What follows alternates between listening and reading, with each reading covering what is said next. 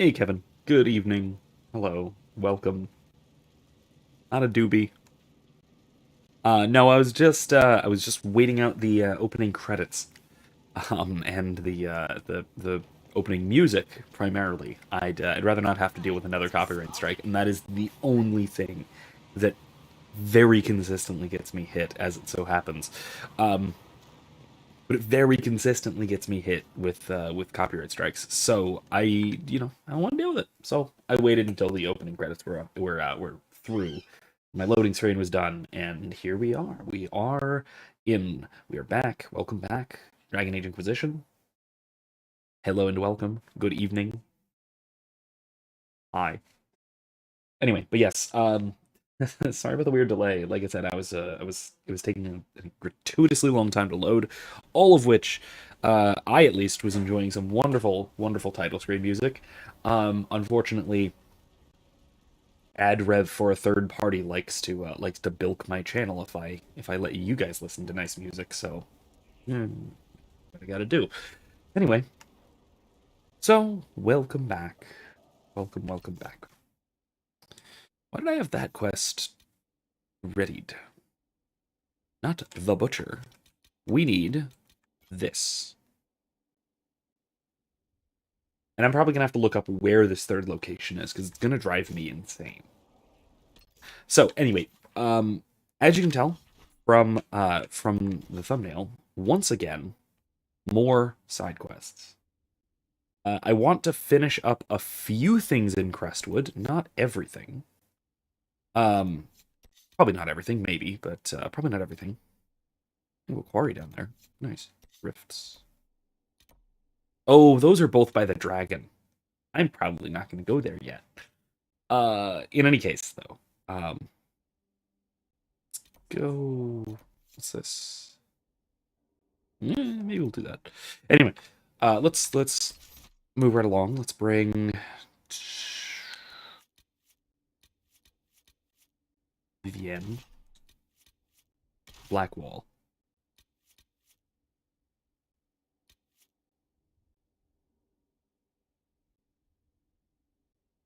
Cassandra. Weird group. We haven't brought this group yet, so let's do it. In any case, um, I want to run around and try and finish finding this last set of assassins. Do a couple of other minor little quests in Crestwood. And then we'll move on to somewhere else. Maybe Kevin, if you're sticking around for a good portion of the stream, maybe we'll do that nighttime desert one. Hissing Wastes, I believe it is. It is utterly gorgeous. It's wide open spaces. There's a lot of time for talking and less constant action and such. So it'll be a good thing to do tonight once we're finished with the assassin stuff around here, and once we get our specialization. So that's a thing to do tonight. That is a thing to do. Once it loads. I swear, like right here, underneath me. You can't see it. There's a little loading icon. I swear it's working. Anyway, how's it been? How are things? Cold? Cool here. Decently chilly today. No rain though. Mm-mm. Okie dokie. No, not. Nothing to report, sir. Okay, thank you. I wanted to jump, not talk. There we go. There's thudding happening at my door. I assume it is the children. Likely it is the children. Anyway,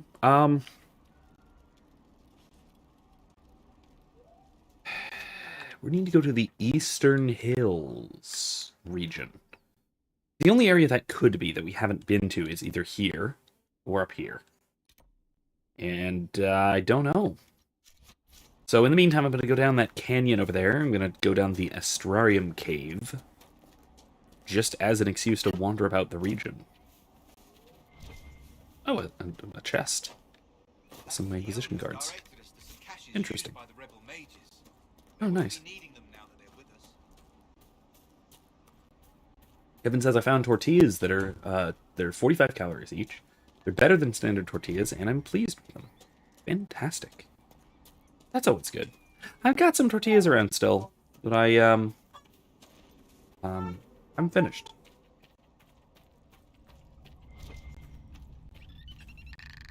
Also, I don't think I ever quite... Oh no, it's probably not good anymore. Darn it. The carnitas that I made some time ago is probably no longer good, sadly. I'm gonna have to check on that. I just remembered that it was, that I had that put away. And I remembered it because I had tortillas out. Not out, but in a package that I have opened instead of a closed package kind of thing, you know? Oh well, it's alright. Things happen. Crumpled letter. Remember that you've told me. You must get out of Crestwood as soon as you can. I know it's dangerous, but I fear you'll have no chance at all if you don't attempt the trip. My father said, the taking Dead Man's Pass will guide you safely past those filthy highwaymen. Come at dusk. You should be able to avoid the wolves, too. Hurry, my love. Sin. Oh, hello.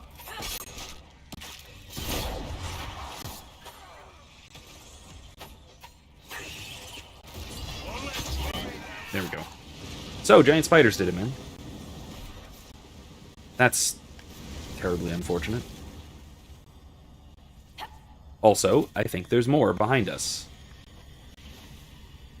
It looks like there's a lot more behind us. I see those red dots. Either that or those wolves, maybe up above.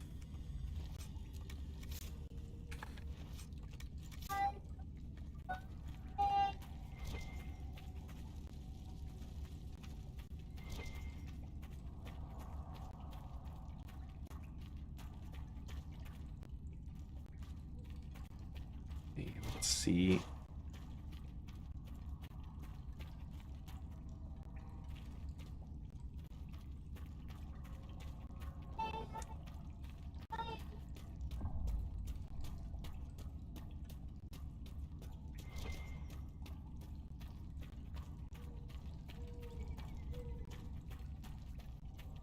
Okay, we're oh, this is where we came in.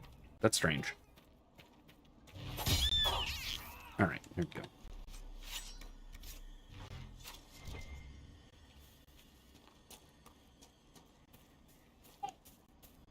Okay, you guys are gonna have to hold on. To give you a nice vista to keep an eye on. Because I need to be right back, because Saoirse is awake, and needs a story. So, I'll be back in just a moment. See you shortly.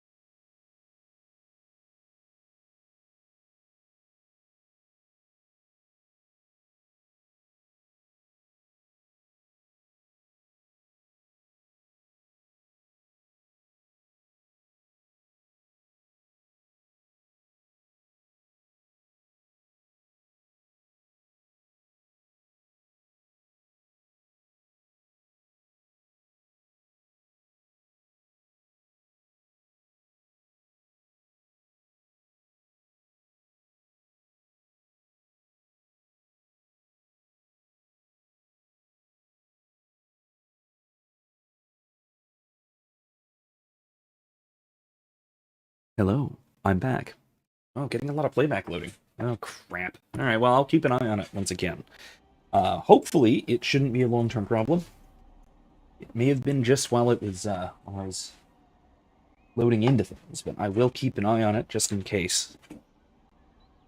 Inquisition has been doing that to me quite a bit. I might, what I'll do is I will turn down the graphics ever so slightly. Ooh, not that. Oh, wait, what? No, hold on. What does that mean? What does that say? After the game's restart. Balls. Alright, well, maybe it is Endurin this time, but maybe next time I'll turn it down a little ways. I don't need it on what is effectively Ultra. Maybe next time, somebody remind me to turn down the graphics a little bit to, like, high instead of Ultra. It's an older game, but I'm also streaming it, so it's reasonable. Ooh, Blade of Tadarian. We need to give that to Vivienne.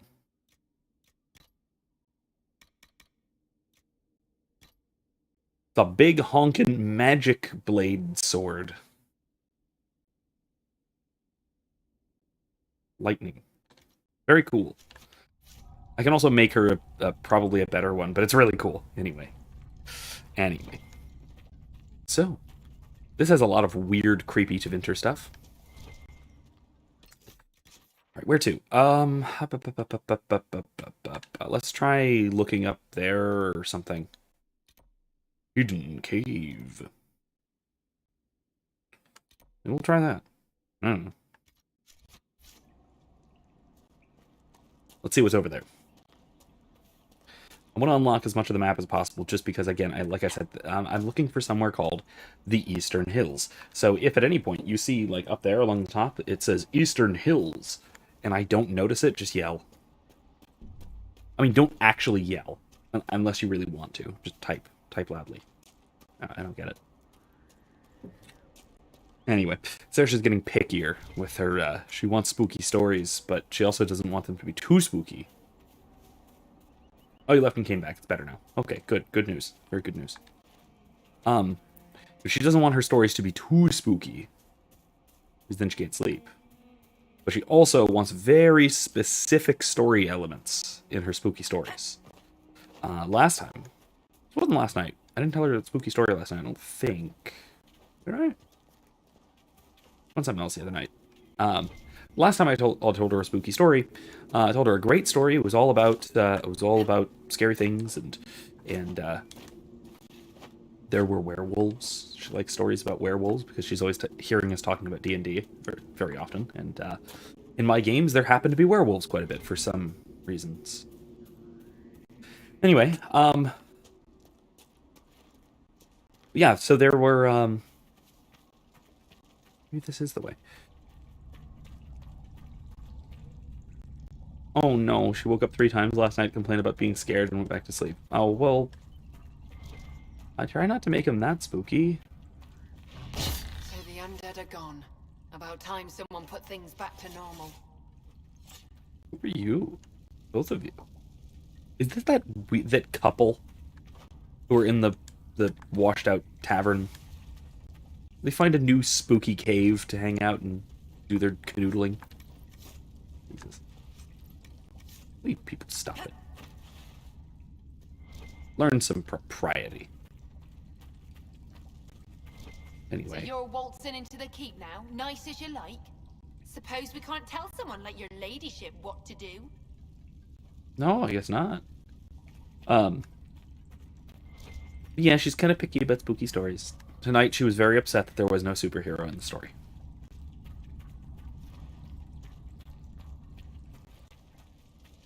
Sometimes she really wants there to be a superhero in the story. Well, it ain't there. Be down there. Eastern Hills, though. Eastern Hills. It's gotta be over here, right? It's gotta be. The Flooded Caves. Memorial. Crestwood. Keep. Caerbronic. Gosh, I really just don't know. Maybe it is to the south. I don't know.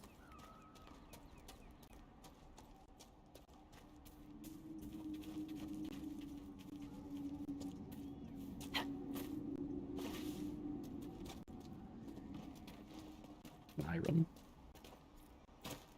Need some iron. Yeah, here's Caerbranach. This is our wonderful little fortress. Actually, a really nice fortress. Very nice.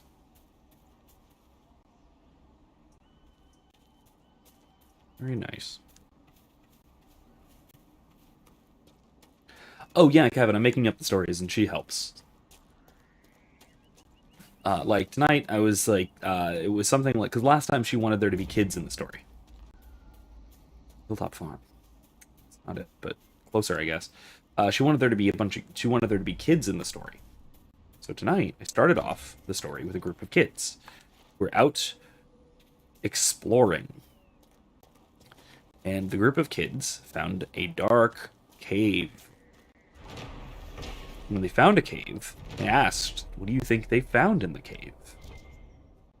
And so, naturally, Saoirse comes up with the answer. She figures out what the kids found in the dark, spooky cave. It was a dragon. I'm guessing she heard me talking about the dragon that's, you know, right over there. See it? Right there. I'm guessing she heard me talking about that. My supposition. Or, you're just thinking about dragons. Got dragons on the mind. That can happen. And so there was a dragon in the cave. So the dragon breathed fire at the kids, and they ran away, and they got away just in time. And fortunately for the kids, the dragon was too big. It couldn't fit its way out of the cave. So the kids got back home safe and sound and lived happily ever after. The end. So it goes something like that. I tell bits and bits of a story, bits and pieces, and she fills in some details, and then she gets all spooked. And then she has a good night. And then she complains about the story.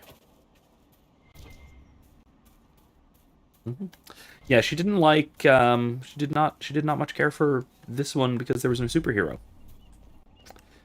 Trouble is, I didn't know the story needed a superhero tonight. She needs to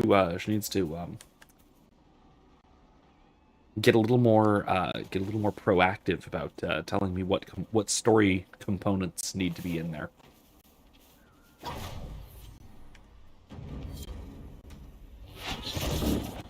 Yeah.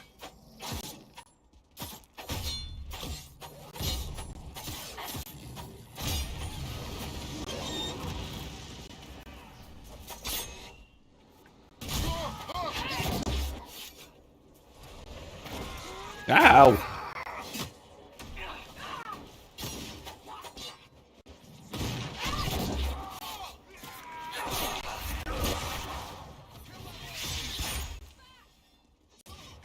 And you can see Vivienne's cool magic sword.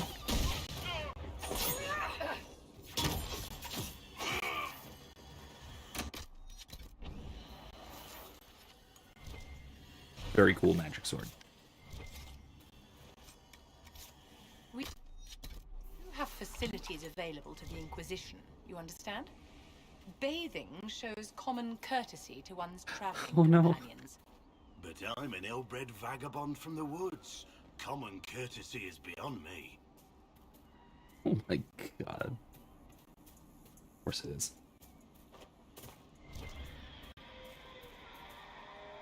No, Mr. Dragon. I'm not coming over there to say hello. In fact, to the contrary, I'm staying well clear of you. Unless I can avoid it.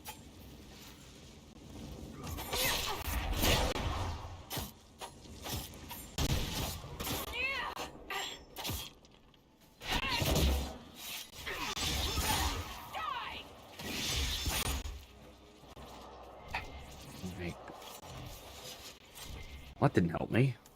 Where are these bastards? Yay, more plaid weave. Could always use more plaid weave. Love plaid weave. Alright. There's an astrarium over here somewhere. There's a quarry. I suppose I can go check that out. Is it, like, right underneath the dragon? The dragon's guarding the quarry, isn't it?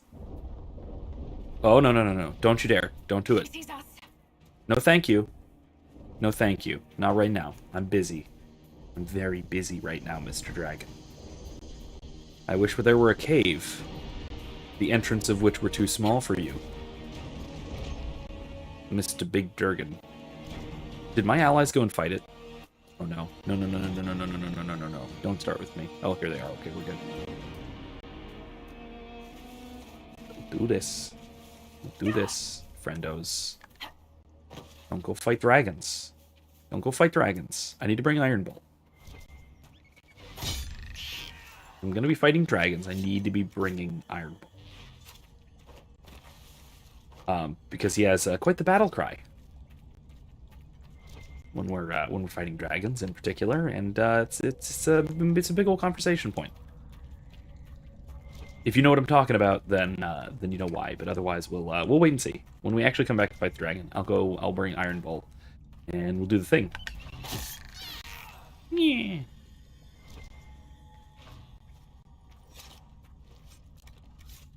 Okay.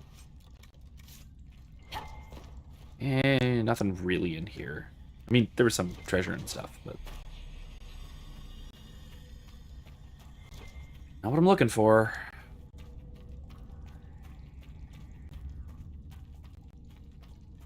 Not what I'm looking for.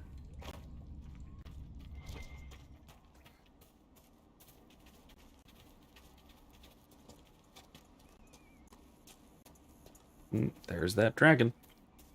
I'm gonna go not there.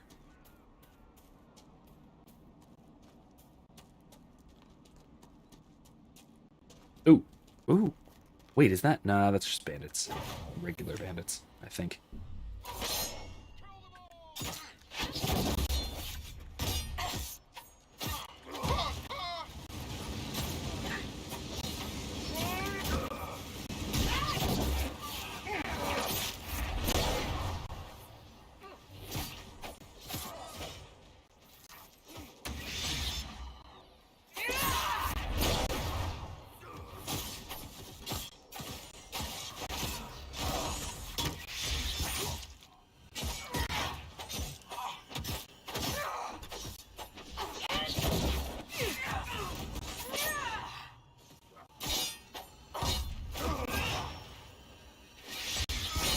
There we go. Okay. There it is. Okay, I just need to gather the knife materials, whatever exactly that is, and I'll be good. So once I claim this quarry, get out of here. Add a crestwood for now. And come back later when we're feeling like fighting a dragon. Claim this quarry. Alright then. Fantastic. Fantastic. Not that. Journal. Writing on assassin methods. That's in Skyhold. Knife materials. What are those? Alright, well, let's go back to Skyhold for now. See what we can do as far as finishing up this dragon. This assassin quest. Oh, by the way, I have a slightly more properly made than usual Hemingway Daiquiri tonight. There's two ways of doing a Hemingway Daiquiri. There's a substitute ingredient. So Hemingway Daiquiri traditionally, it also has traditional sugar on the rim, but it's a pain in the ass. I don't want to deal with that. It's also sweet enough already. It's fine.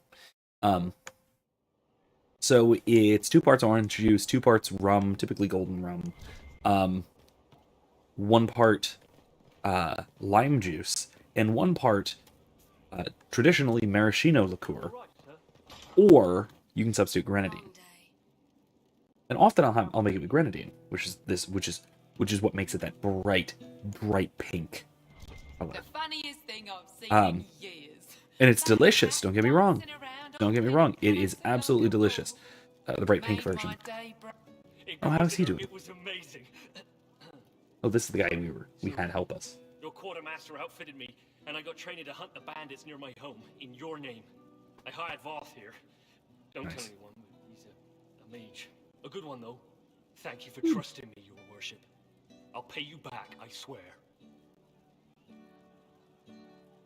Good work. Keep with the training. We'll need every hand. Yes. Yeah. Yes, your worship. We'll do just that. I really hope we don't Won't get we, this guy Voth? killed. He doesn't speak, but he's thankful too. I really hope we don't get this guy killed. I really hope we don't get this guy killed. Anyway, what I was saying, here's the assassin book.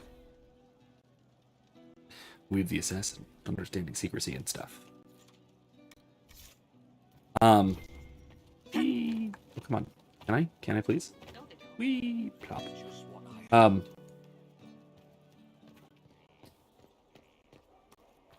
in the world was I even talking about? I completely lost my train of thought. I apologize. Oh my gosh, what was it? Someone remind me. It's gonna bug me.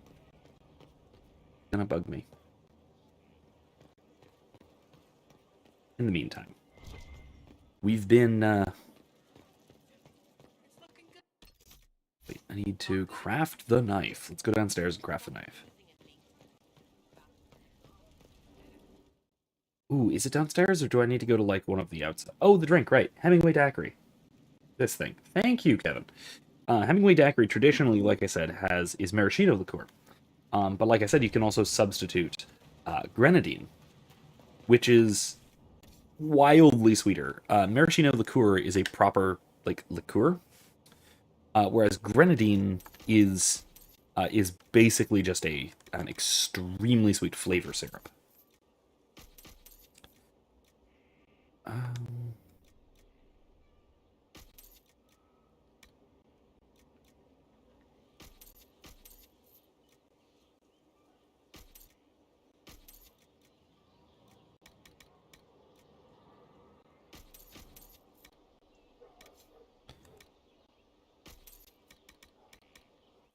There we go.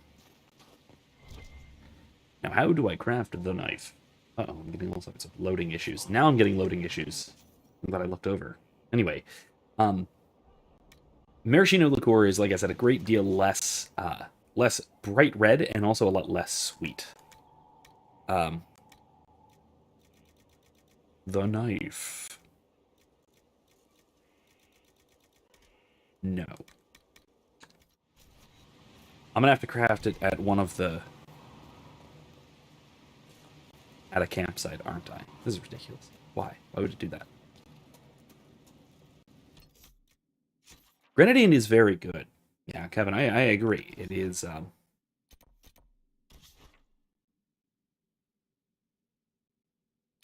sure, let's do that.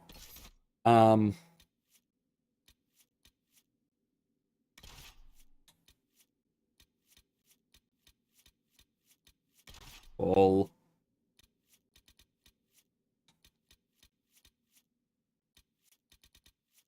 Vivian. Just in case, oops.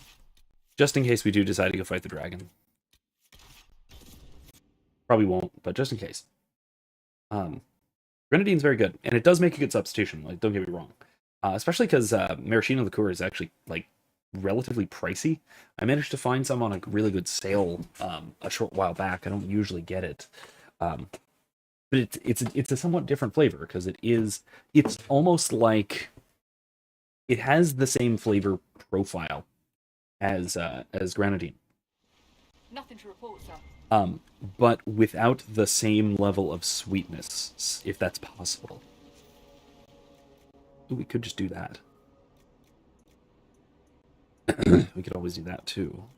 The murder knife. Orange cold to match intent. A symbolic dagger not intended for combat, but it does produce a weapon. What? The process is an acknowledgement of purpose and commitment. The result is a killer, not a blade. This is the blade that we stabbed Anders in the back with, if you recall. Actually not bad, and just a Coke without hooch. I could see that. I could see that. I'm not a cola guy so much. That's the other. That's the only real thing. Raft the murder knife. All right. Inquisition propaganda sounds like fun. I love me some Inquisition propaganda. Could do this sort of thing. Courtyard Upgrade, though. Let's definitely do an infirmary. Or, I want a garden. Well, that's cool. Watchtower. Mage or Templar Tower. We might do a Templar Tower since we picked the mages to hang out with us anyway. But for now, let's do a Courtyard Upgrade. And we will... Oh, I thought we decided that right now. I guess not. Do that. Dun, dun. All right, Wave the Assassin. Turn to the air.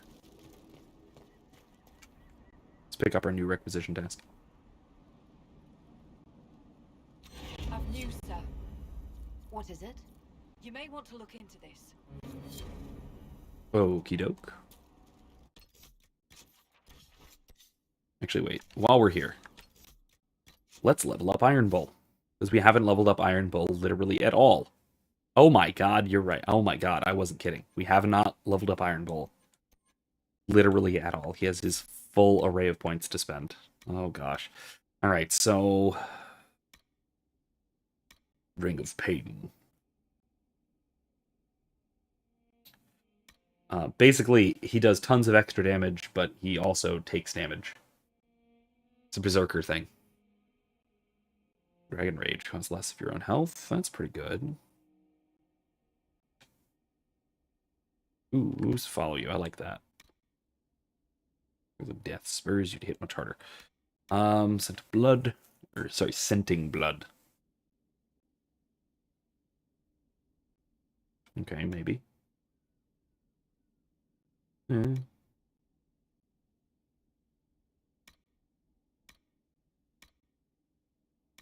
Devour.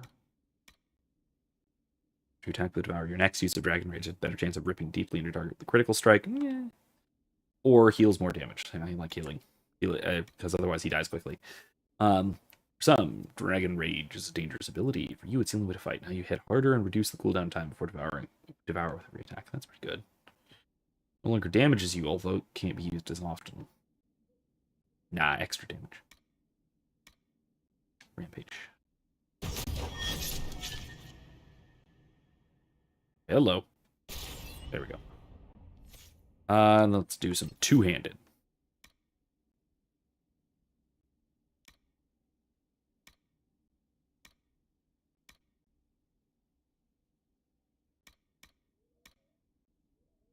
And Whirlwind. That'll do. Anyway. Now let's go back to Skyhold. Anyway. So. Now that I've given a bit more of an explanation as to one of my favorite cocktails, Kevin says, I got that perk, Torrent of Pain. It's all in my back. Yeah, same. I've got a heating pad on my chair that may just be a permanent fixture, at least while it's still cool out. It's very nice. Can't bring myself to get rid of the darn thing. Basically, the only way that this thing is going to go away is if it gets sufficiently hot, like ambiently, or if Erica wants it back, because it is hers. If she wants it back, well, of course, I mean, she needs it more than I do, but no, I'm not. I'm sticking with this thing for now. It's pretty nice, very nice. Three guys, air. Yep, let's do this thing. They are dead, and the steps are done. It was, of course, simple. She has tracked her prey, knowing it meant gain or loss. For no other reason, she invited lives into death. The question, then, is whether or not she can stomach assassin as her path. I think that this is perfect for Sable. Because when she gets into combat, I'm talking about D&D Sable especially here. When she gets into combat, she basically disassociates. She goes into a very combat state and gets very lethal after a brief stint early on in the campaign, the D&D campaign that is, of being very averse to killing. In fact, we went through an entire bandit encampment, doing non-lethal strikes to knock out a bunch of bandits, tied them all up, and brought him back to the city. To the point where she purchased before we went there. She purchased something like dozens.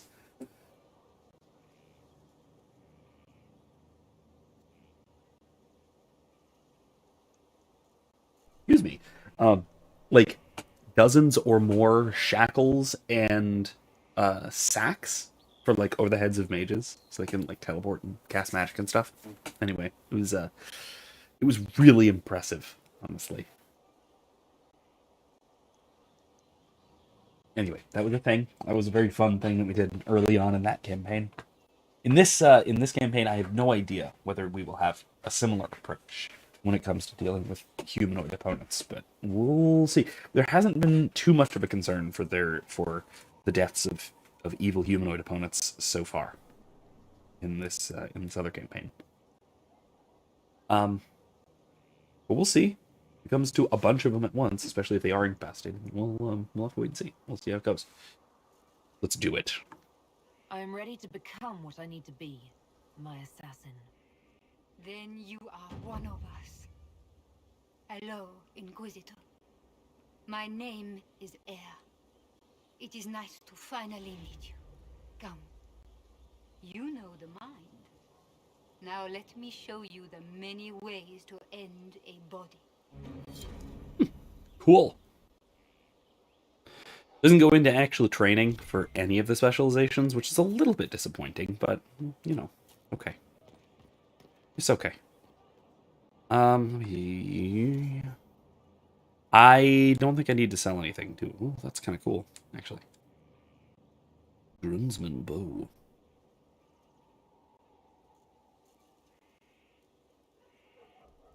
Okay.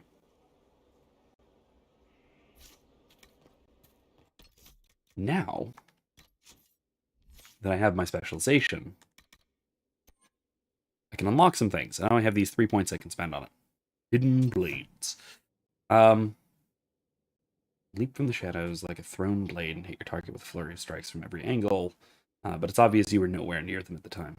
Okay, so it gives me a ranged attack. I want a ranged attack. Knockout bomb? Eh.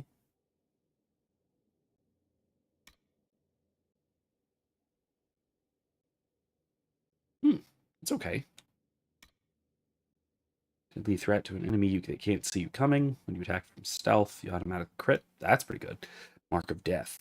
Every hit on them adds part of its power to the mark's damage. Trigger when your mark trigger your mark when you're ready and watch them fall from injuries they never even noticed. You can manually trigger the mark early for bonus damage. It's pretty cool. Wounded enemies are perfect targets. Cloak of Shadows. The entire party becomes stealthed. Means undetected. That's kind of cool. Alright, let's do Hidden Blades. Faster and more easily launching even more strikes. Or also damages enemies near the primary target. Now let's use it more often. I like that. And yeah, let's keep it on B. That's good. And then Throat Cutter.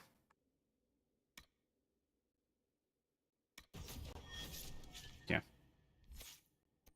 Wait. Yeah, I like it. Okay. Sweet. That's good. Very good. So, with that, let's go to our war table. Do a couple of, let's do this. Then we'll do a couple of narrative missions. Then we will go to the next area. Infirmary, carry and support, or skill and dedication. Let's do an infirmary. That's better. Yeah. I've only very seldom actually done the training grounds, the sparring ring. Both upgrades are purely cosmetic, but still. Lost 3 shipments. It's still nothing. We'll get back. We're backing them later. Let's see.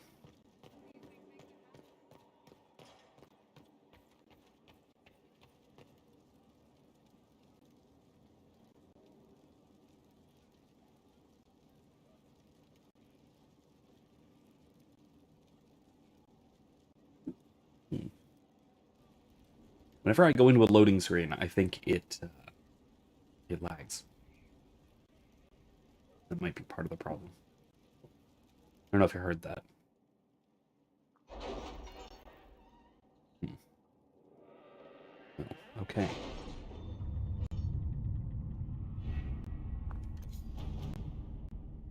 Let's see. Patrol for the crew. We've had a request for some general patrols. It's heartening that we're being looked to in this way. I doubt we could find any activity directly related to Corypheus, and our resources are better sent elsewhere. The request was in the same reason that the bandits reported in the southern little lad. Perhaps we should extend his duties. Okay. Yeah, let's do it. To work? The southern little lad and a small crew have reported in. Only minor trouble is expected. Nevertheless, they have increased our presence. They seem useful freelancers. Nice. Very nice. Alright, let's see. Resources. Herbs. Coin. DLC.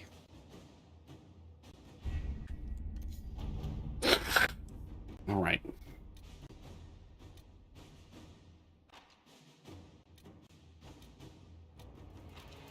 The Elven Glyphs thing, we will do that eventually, but it is a relatively higher level quest thing.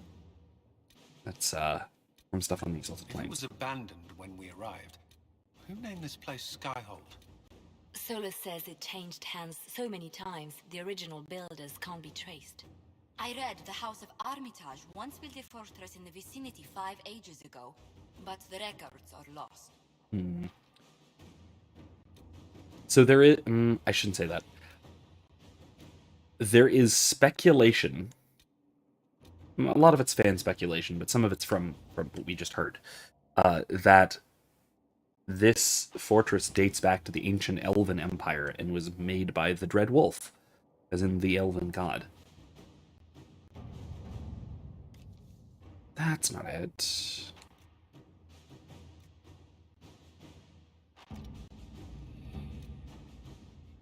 Western Approach. That's Western Approach. No, this is the daytime. That's the Western Approach. The Hissing Wastes is, I think, the right place. It costs 20 power. That's a lot. Is this the nighttime desert? I think this is the Hissing Wastes. Sure. Let's check it out and see. I think this is the cool one. I think this is the cool nighttime desert one. The Venatori are camped at a place known as the Hissing Wastes. They're working their slaves to death, digging out old buildings from the sand. The Inquisition should step in quickly, because if it doesn't, I'm going to bash the Venatori's heads in, and you'll need a new scout. Lead Scout Harding. Alright, let's do it. Let's bring Dorian, because Venatori. Let's bring Varric, because he's cool. And let's bring Blackwall, because he's also cool. Yeah. Sounds good to me.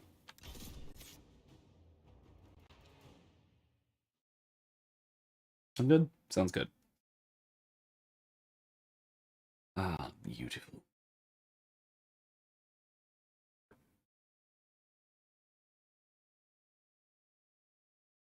Draconis. All right. So.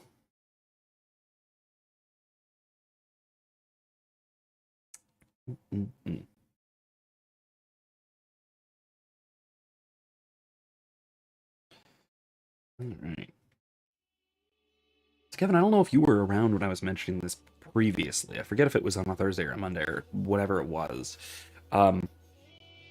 But I've complained a little bit about... I'll wait a moment. Let's let Harding Any report. luck charting the area? I did what I could, your worship. This space has nothing but... space. If there's nothing valuable here, I say let Corypheus have it. Corypheus wouldn't send out his followers unless it was worth it. I did find something for you.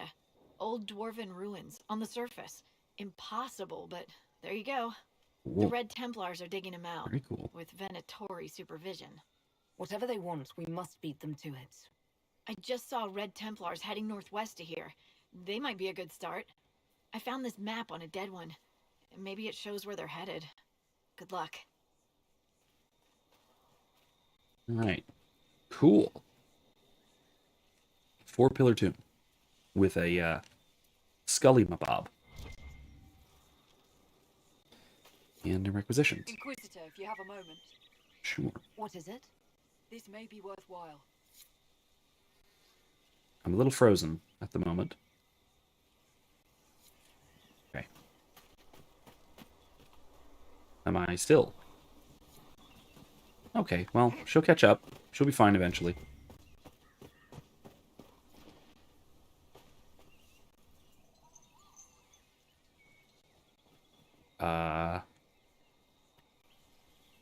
It'll be fine. It'll be fine. Run around as Dorian for a moment. It'll be good. No big deal. Oh no, that's the exit to the area. Exit of the area. So, what we have here is a massive area. Oh, a ram.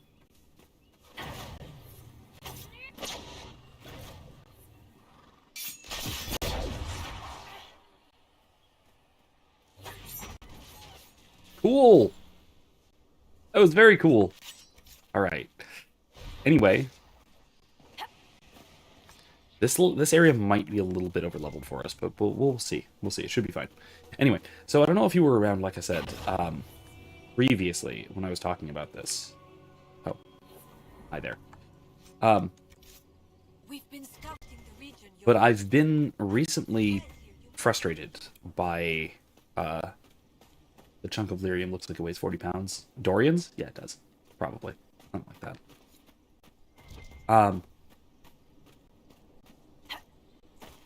But yeah, it's I've been recently frustrated by how is it not falling over? How is the staff even attached to his back? That's a good question. Weapons don't seem to attach in any case. Sables aren't attached either, as you can see. Magic or something. It's like pinned on to the top, which is disturbing, really. I will say, to getting sidetracked to what I was going to be talking about, though. That definitely seems like the sort of thing that that Frayne would try and wield in our Mass Effect game. Just a big ol' honkin' chunk of Element Zero on a stick. Just to see what happens, you know?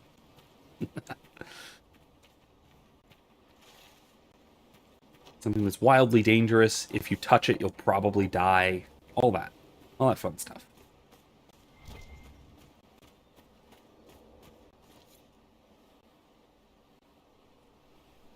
Greetings. Chanter? Ours shall be the burden of chanter. village, to take into the earth and prove us worthy. A chanter? What's she doing here? The righteous shall carry the Maker's word to every corner of his house. All right, well, good luck. There we go. Well, she's carrying the chant of light to every corner of the Maker's house. Even the dark desert of the hissing wastes. Beautiful. I really like that doctrine. It's a cool little doctrine. It's not like... It doesn't have any close parallels other than go and spread the gospel on all nations, the Great Commission sort of thing, but that is more about converting people. The Chant of Light is literally about taking the Chant of Light, the song, everywhere. not about conversions. It's really cool, and I think it's fairly it's a fairly unique religious element in Chantry that I like. I think it's fairly realistic in terms of a ritual practice, let's say. Also, go crazy from red Ezo poisoning. Yeah, that seems a Frayne thing to do. A very Frayne thing to do. Or Dorian thing to do. Either way, both. I feel like they'd get along. Anyway. As I was saying, I've been relatively frustrated lately by my university's mask policies and the changes and the absurdities of those changes. Primarily because the plan was, like, the official listed propagated plan was the first, I think, 2 weeks of the semester they regressed from last semester and have gone and went back to masks anywhere indoors. Okay, so far so awful. Ridiculous, terrible, pointless, annoying, but at least it's a predictable and consistent regression. It's not an absurd change of plans. Are those lights in the distance? Someone's made a fire. Let's have a look.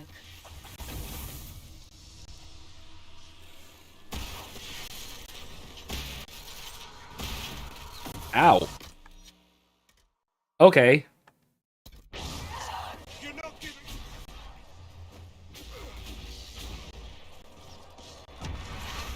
Okay, so I need to...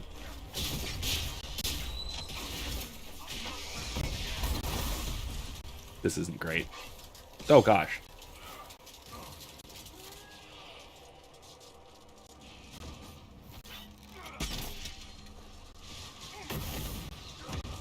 There.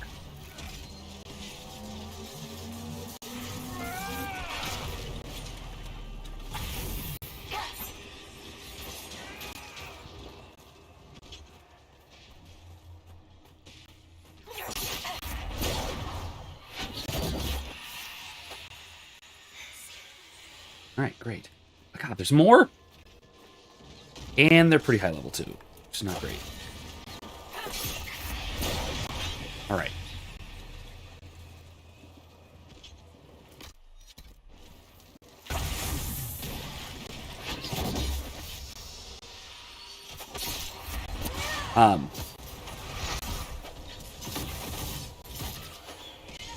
Ah, Christ, okay.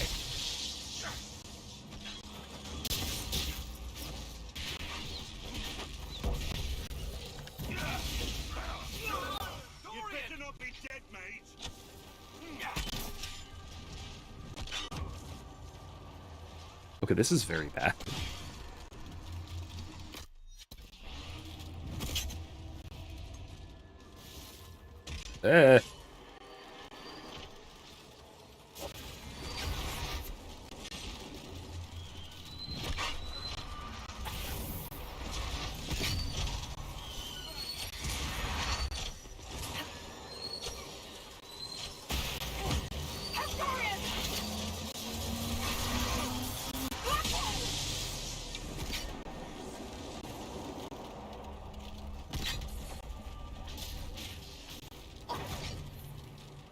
Okay, here we go.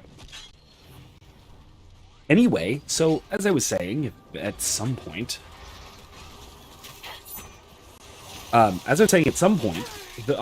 Jesus.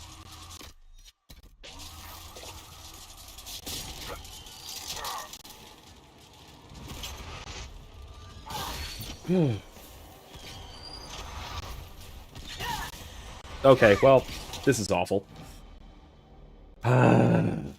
Okay, well, yeah, I'm underleveled here, apparently.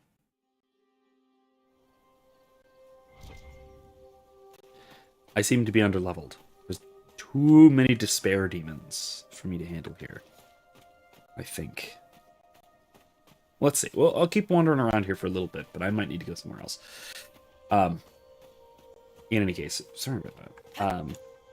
Like I was saying, there was a shift, sort of a regress, a shift backwards from last semester, where it was only masks in classrooms, which is still absurd and ridiculous and the most counterproductive thing we could possibly imagine, to coming back this semester, for the first 2 weeks at least, and then it would reassess after that. The first 2 weeks, it was masks just in the classrooms, or sorry, masks anywhere indoors, instead of just in the classroom. So it got worse. We regressed, even though the disease got less dangerous by every measure. Not every measure, it's more transmissible, but who cares? Literally, who cares?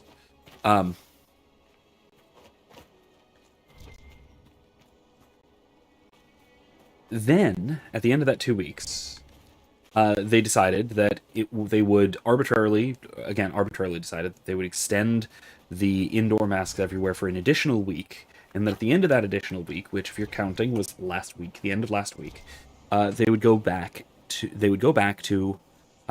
open up and have masks go to recommended but not required anywhere on campus. All right, finally making progress. Then, naturally, last Friday, an announcement goes out that the plan had changed, and that now masks would be once again required in the classroom, but only in the classroom. I was surprised. I mean, not really genuinely surprised, because this is how this always goes, unfortunately, but I was surprised according to the stated positions and that there was a shift in plans for no clearly announced reason. Ow. So I have reached out to a few people, a few executive vice something type people, reaching out about rationale behind the change in policy, asking why exactly there was such a change in policy. And I pointed out that especially given Kevin, as you pointed out, Kevin says, are they just being willfully daft, given the CDC admitting that masks do very little? Not just very little. The CDC has come out and explicitly stated that cloth masks do precisely nothing to stop the spread of, at least the spread of, Omicron. And they haven't gone so far as to publicly or clearly admit that cloth masks do nothing against any variant, which again is somewhat more contentious, but even large portions of the CDC are willing to admit that. That the head of the CDC has admitted it publicly on CNN, for example. So there's that. But in any case, yeah, there's no good reason for it that I can find. They're just afraid of students raising a fuss. I'm almost certain they're afraid of lawsuits, but I'm not there yet. Give me a minute. I'm getting there. So over the last, now, full week, I've been in contact with now 2 different senior vice president somethings with degrees like Doctorate of Business Administration, the one I'm currently talking to, for example. The sort of administrative types who wouldn't know an academic discussion from really anything else. It's a pleasure to see a new face. Okay. Watch out for those Tevinter mages. They aren't so kindly as Hunter Mag, which is me. Okay. Do you know what the Venatori mages are doing here? Arguing amongst themselves, mostly. I think they're trying to find a way there's some inside down that there. tomb with the 2 statues. It's locked tight as far as I can tell. Anything I should look out for? Watch out if you have to fill your water skins. There's more monsters than normal staking out the oasis. Why come out here for game? What do you hunt? Not Look at that game. moon. I bring back fine furs and shiny teeth they cut and sew in Orlais. I'm not the only hunter here. Val Royal is always hungry for the best. You can make a fortune feeding that beast. Quill back spines, for example. Where All the is your fashion accent comments from last in this winter. world? Farewell. There's so little other Scottish accents in this world. I have no idea where that comes from, where that's supposed to come from. Maybe some part of Ferelden. I don't know. Kevin says awfully naively, I would say droplets are still diminished at least. Well, yes, but there's a problem with that, which is that, again, according to relatively recent, like in the last year, CDC information, the most variants of COVID, including Omicron, but not limited to Omicron, are not spread primarily through droplets, as originally thought. They're spread primarily through aerosols. Aerosols, which are, to no degree whatsoever, limited by cloth masks, or by anything shy of a completely sealed, either a respirator or a KN95, or better. So only things that have a complete seal with a HEPA filter would stop the aerosols, which actually do the spreading of especially Omicron, but really this applies to all of the variants. Again, this is just CDC data, but they're finally admitting kind of what we knew all along. So, I don't know, a slave. Are you okay? You're the Inquisitor. There's a lot of dead people here. I am? I thank you then. That's good. Very good. News to me, that makes sense, Kevin says. Yeah, and it was news to me as well.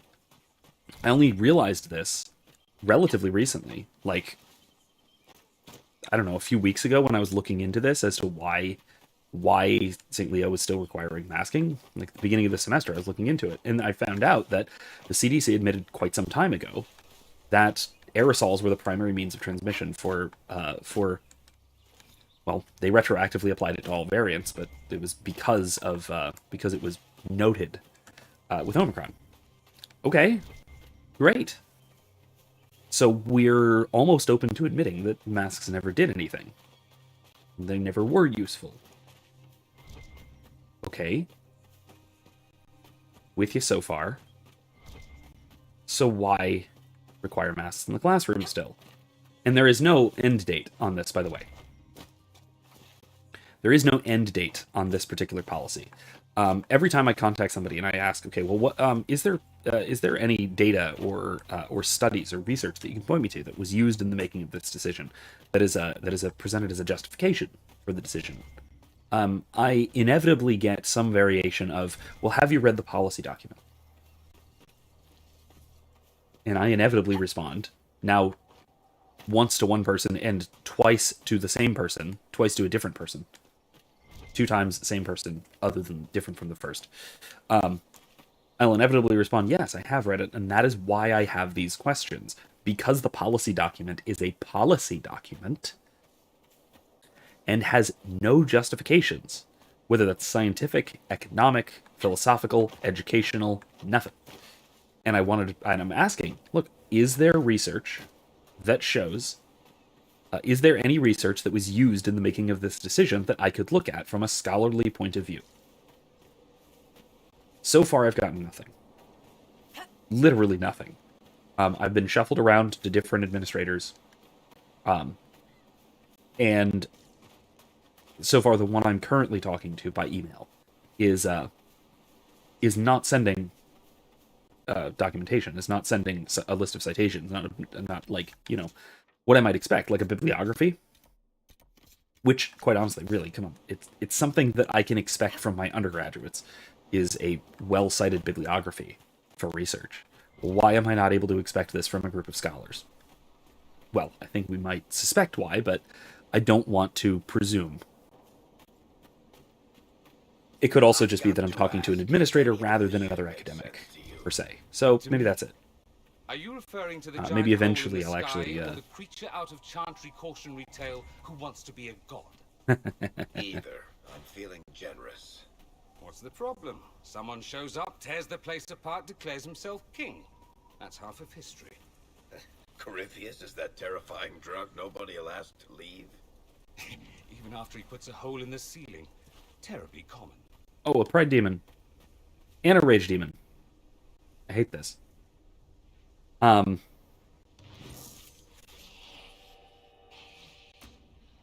cool. Let's go do this, I guess. Let's go take care of that. Oh, that's high level. Oh, this isn't gonna end well.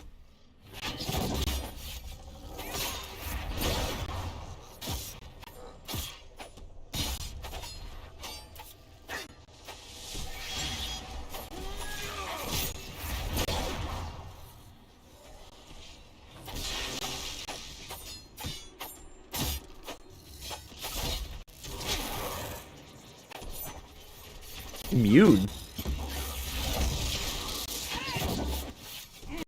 Jeez, this isn't great.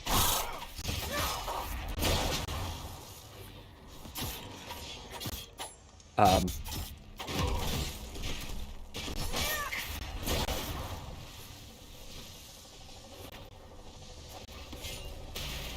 do this first real quick.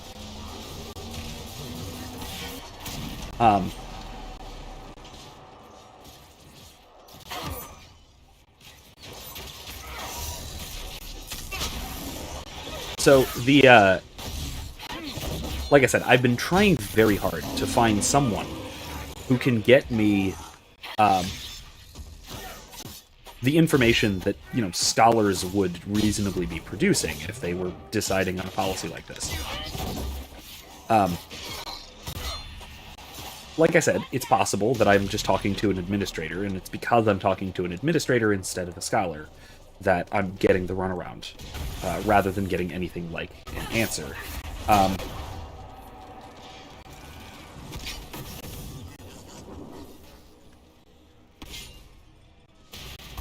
There we go. We're good. We're good.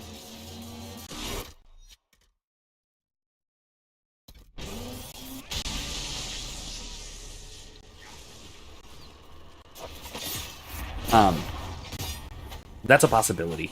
And I don't want to rule that out. I do want to say that it is a possibility. Like I said, that... Jeez, everyone's dying. That there are these documents that I was talking about. It's just that they are... that it's a matter of... It's a matter of somebody else has this information, and not the guy I'm talking to or the people that I'm talking to. Maybe. I don't want to rule that out. Like I said, possibility. If that is the case, like I said, I don't want to presume that people don't know what they're talking about when someone does.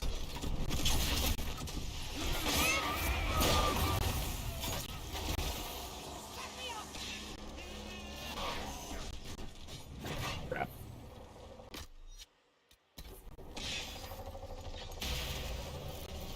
A lot of this is very bad.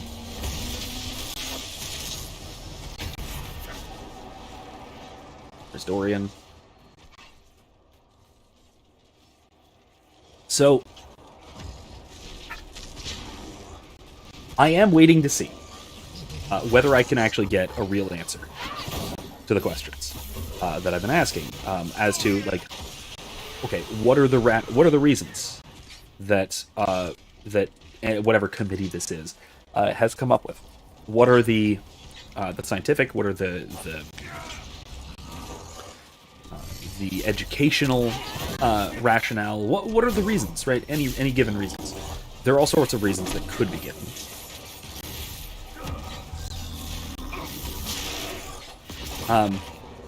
And all sorts of reasons that would need to be given if we are to expect that there is a real justification for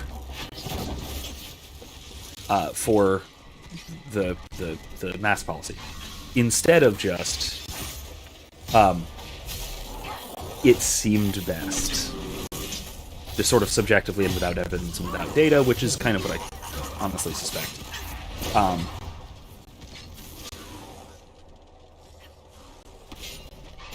Let's disrupt this real quick. Kevin says, I'm used to most viruses generally being droplet transmitted like flu. Don't sneeze at me with the flu. Yeah, right. And that's perfectly reasonable because that's normal. That's what we ordinarily do expect, as you said. There we go. Jesus. Got it. He says aerosol makes even more sense when considering the gain of function aspect. Yeah. I mean, if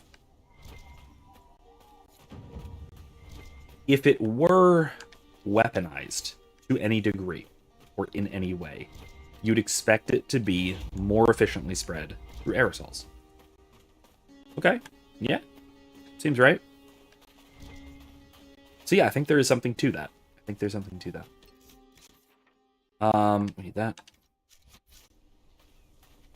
And we need to get to a camp soon. Like I said, I think I'm a little underleveled for being here, but we'll try. We'll try for now. See what happens. But yeah, like I said.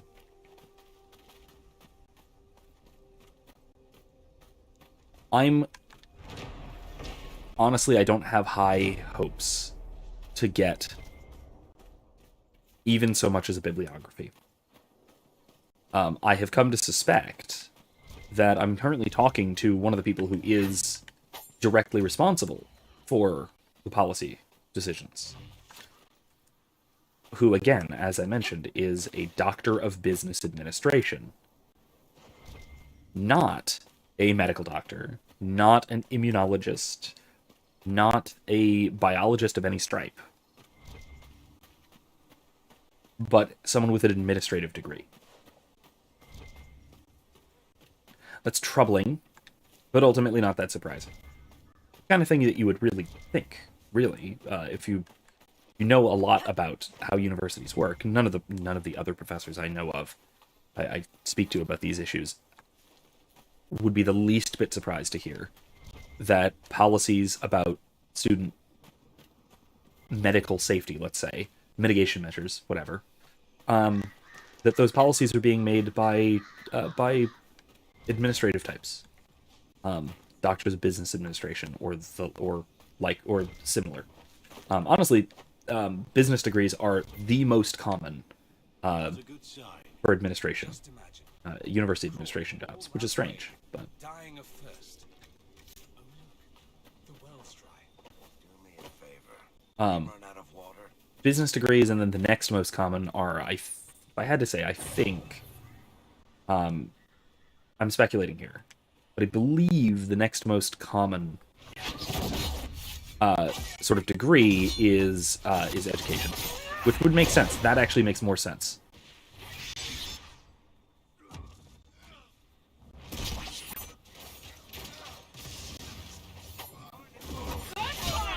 Ow, everyone's dying.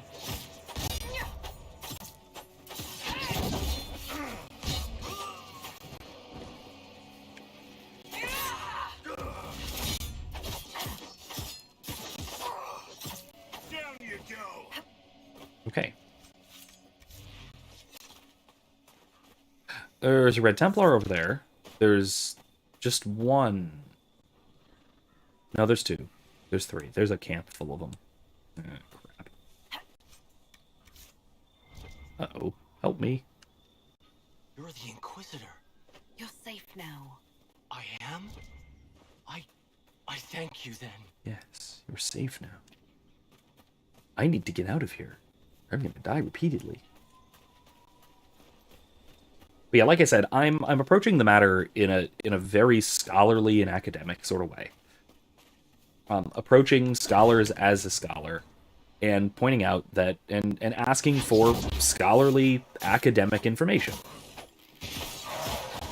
The problem is that I don't know if there is scholarly academic information about these issues. And I'm trying to find out. I'm looking for scholarly academic information about the issues, and if I find some, cool, great, I'll happily share that information assuming that that's permitted, which it should be, if it's publicly available, published information. There shouldn't be a problem with sharing it. I don't think. There we go.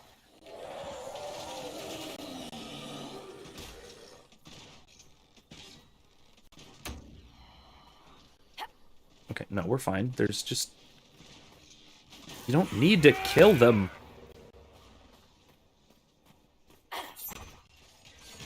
There, okay.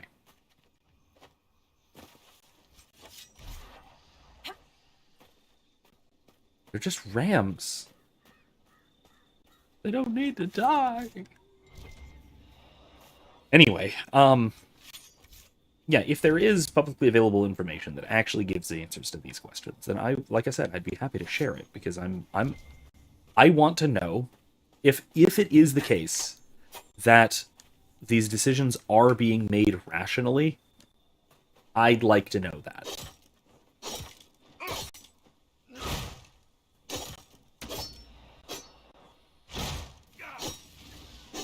Just be destroyed already.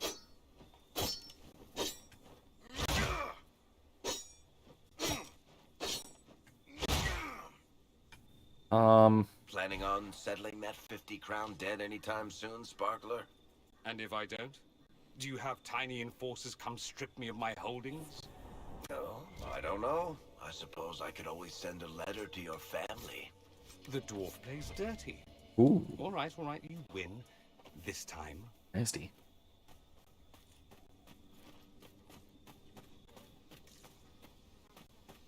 Kevin says, my job is now only testing unvaxxed and symptomatic people. You know, like, would have made sense all along. With the exception of unvaxxed, obviously, vax status shouldn't matter. It shouldn't at all, because, again, this is, again, all simply CDC data that if you're vaccinated, you still can get it, and you can still spread it. So it's irrelevant.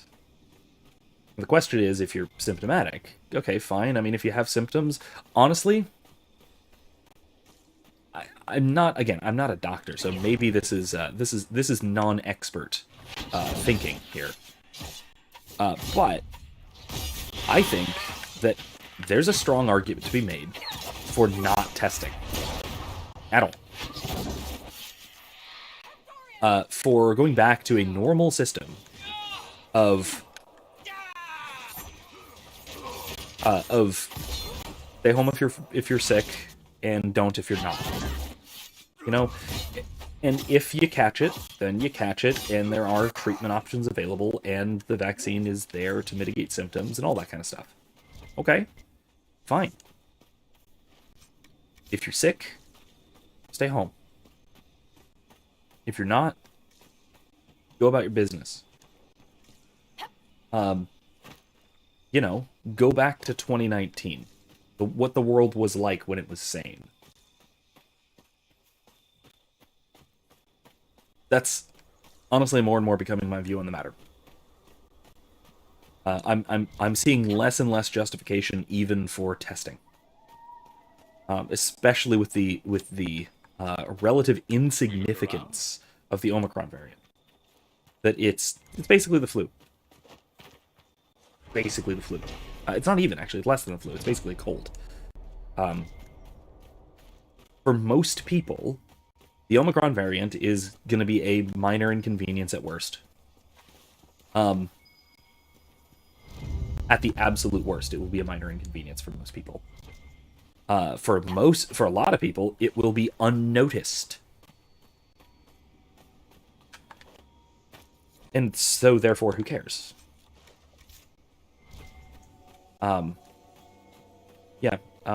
So there are certain people who are extremely vulnerable who might experience severe symptoms, and a very, very extraordinarily narrow band of people who might actually die from it. Those are the same people who would get knocked out by a common cold anyway, who would be likely to experience extremely severe symptoms and possibly death from a common cold. There's a very, very strong overlap between those two. Score dare. Dare. I don't want to do another rift, because that was hard. It was actually very hard. I'm gonna go over there, because I'm gonna actually need to restock. And one way of doing that is camps. Oh no, a thought bot. Make it die. Thank you, please, Erica.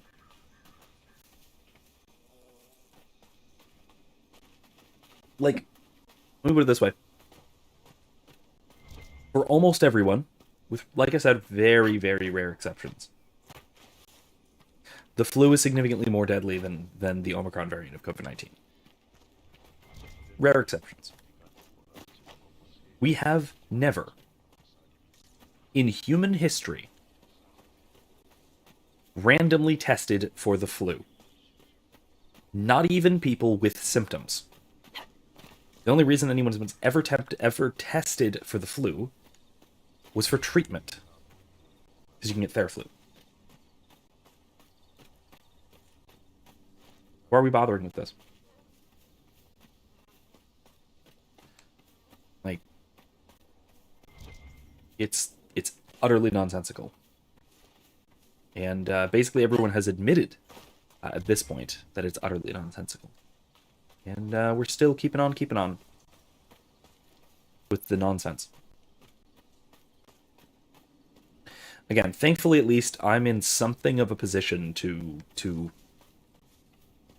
I can't say push back, because I'm still, contractually obligated to follow policy and yada yada yada, all of the utter nonsense.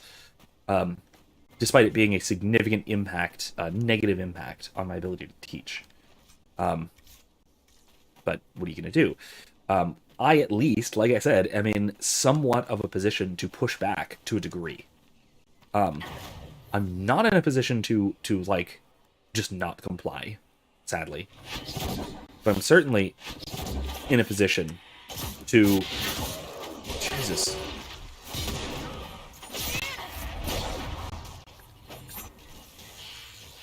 I'm certainly in a position to push back against the heights of the absurdities.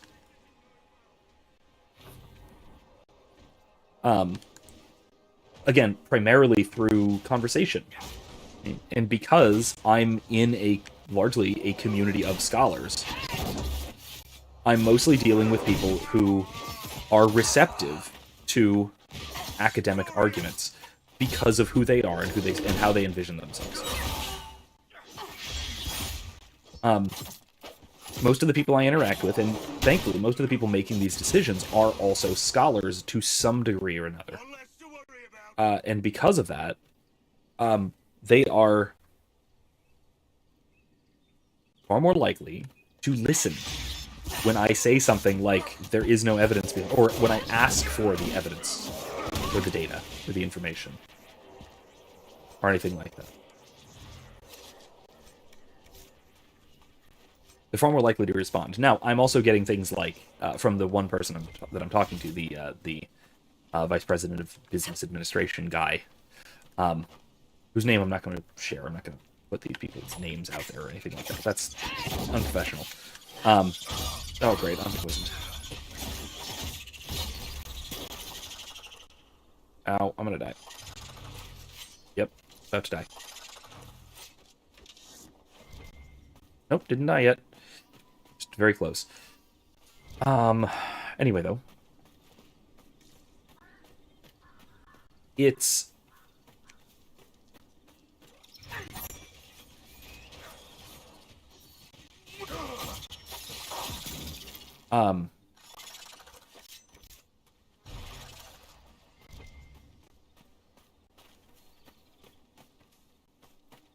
because I'm in a scholarly context.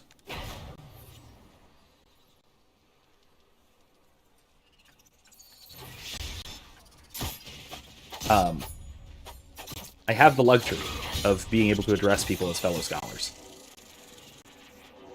And being able to ask people for scholarly evidence, and to be able to expect scholarly evidence that most people wouldn't have in their own situations. like I was saying, though, the current person I'm talking to has repeatedly requested to discuss this over the phone. Now, it might be because it's more convenient, but to be more realistic, it is likely so. Now, we can say that it could be because because again, for the sake of convenience, that's the most charitable reason. The sort of middle of the road, not completely charitable, but not uncharitable, would be that the reason to discuss these things over the phone is so that you can talk more conversationally about these things, rather than being able to focus so clearly and concisely and specifically on academic information, on cited data. This is on the assumption that it does not have access to clear, concise, cited, peer-reviewed data.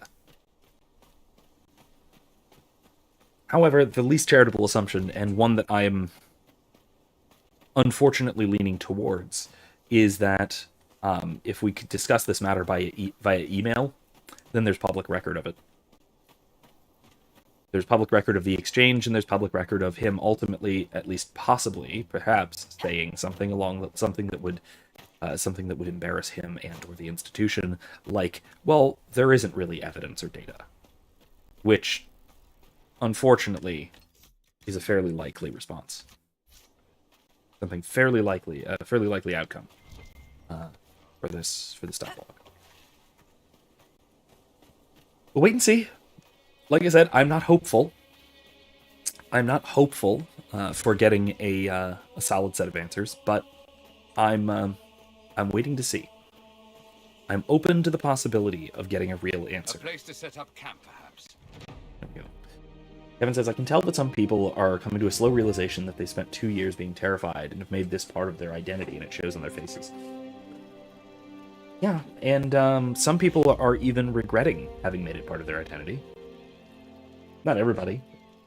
Some people, this is so much part of their identity that they see no reason to abandon it, despite the fact that it's patently ridiculous.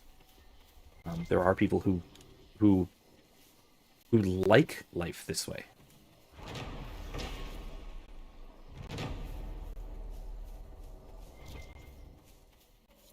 As a rule, rule with exceptions, not good people, but there are people like that. Another hunter. Hello? Hello? Hi there. Alright, never mind. Moving along. We're moving on. Sable. Thank you. That's how you break out of a conversation if you get stuck. I guess. Kind of dumb, but it works. Don't charge at me, please. I don't want to. I don't want to fight yet. Not right now.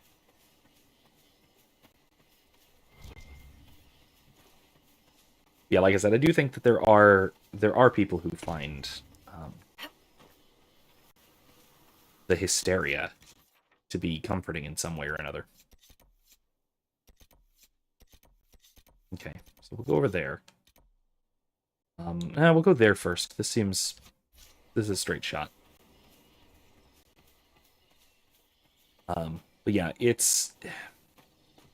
that part really bothers me. That really troubles me because it's an antisocial element of society. It is, in other words, it's not a part of society per se. It is an aberration from society. It is Come on, just answer the question, Varric. My mother didn't raise any morons, Sparkler. I won't touch that one. You must have an opinion.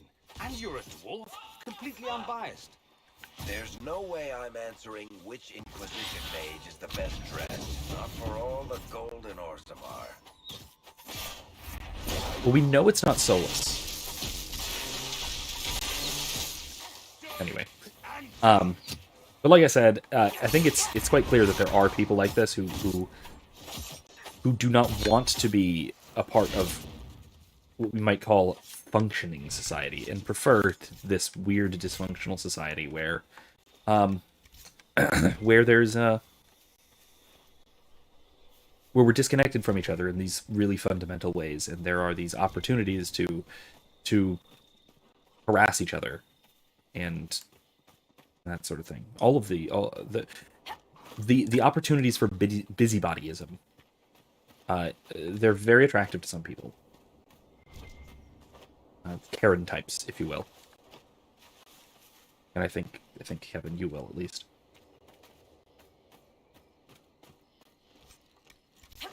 Statuette, huh?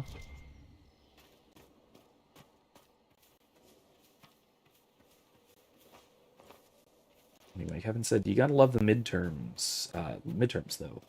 Politics, the politicians are really showing their cards in such a way that even the rockheads are starting to understand. Yeah, I mean, people hate this. Like, yes, there are some weirdos who just love being trapped in their homes, who just love the opportunity to busybody everyone else around them. But they're gonna have to make do with HOAs. It's not worth it to everybody else to live like this. Like this, that honestly you can barely call living.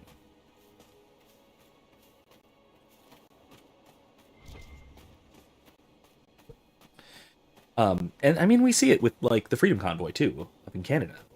And now in a lot of places. Starting in Canada, at least. Where people are just saying, no, to hell with it. I'm not putting up with this anymore. No thank you.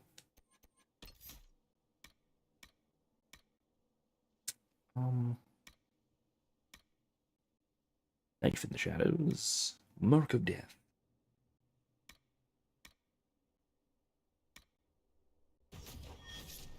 Okay.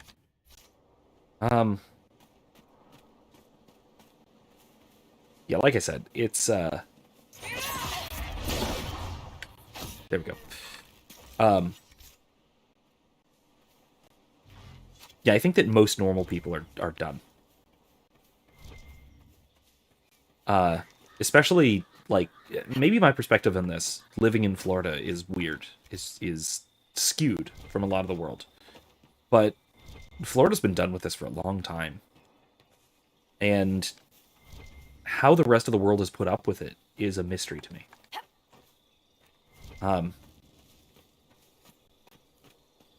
Now,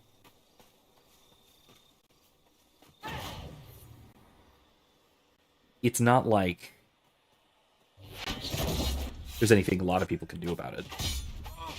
Because it is the state.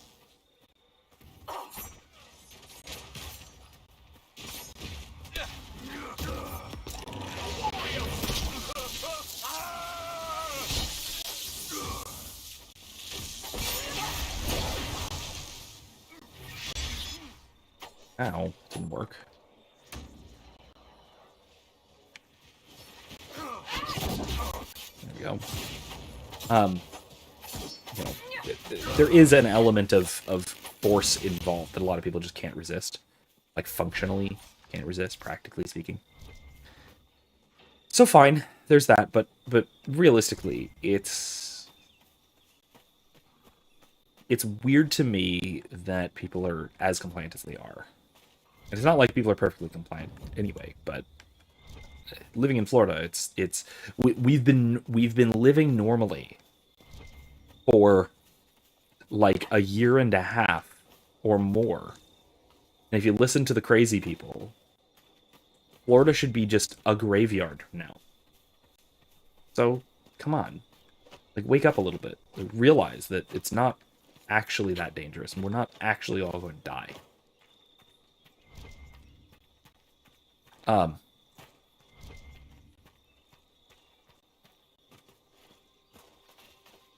say, though,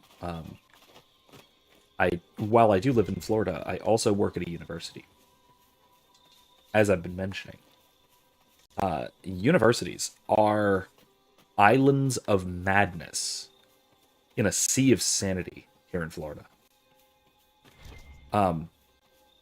It's a weird case as well, where in my limited experience in the last year, my experience has been relatively limited in the past year at least, that all in all, especially now, that my small private Catholic university, St. Leo, is more off the walls crazy than USF, the big state school, because USF is dependent upon state funds and state laws, and you know how our governor is. He's not putting up with any of this. And what that means is, despite a lot of people, a lot of administrators and professors and even students being insane, there's not much they can do about it. And further, thank God, there's at least a couple of professors at USF who are also not only sane, not only outspoken about it, but going beyond that, are publishing, in academic contexts, are publishing basically anti-lockdown findings. Most notably, a colleague of mine from the philosophy department, Eric Winsberg. I guess old colleague of mine. I don't really work in the philosophy department anymore there at USF, but he's fantastic. He's not like right wing or anything. He's a university professor of the standard sort. It's just he's not a crazy person. And I've linked some interviews with him before, interviews and speeches he's done. I'll see if I can find some really good stuff on some of the lockdown stuff. But he's great. He's been working with Jason Brennan, who's a libertarian philosopher at Georgetown. Been working with him on some stuff. He recently published some relevant material, stuff about efficaciousness of mitigation measures and things like that. I think he was even involved in that big Georgetown study, not Georgetown, that John Hopkins study, or at least some of his work was cited in, if I'm not mistaken. Oh crap! Wrong button.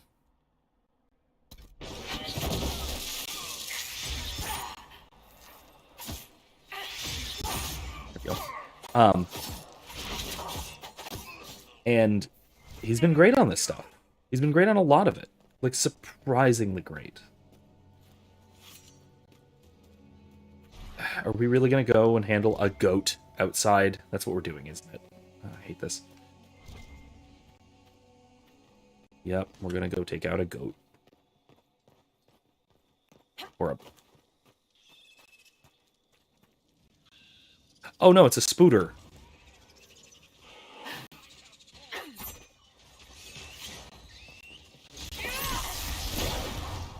Jesus, it was a spooter. Why is it a spooter? Why are there spooters?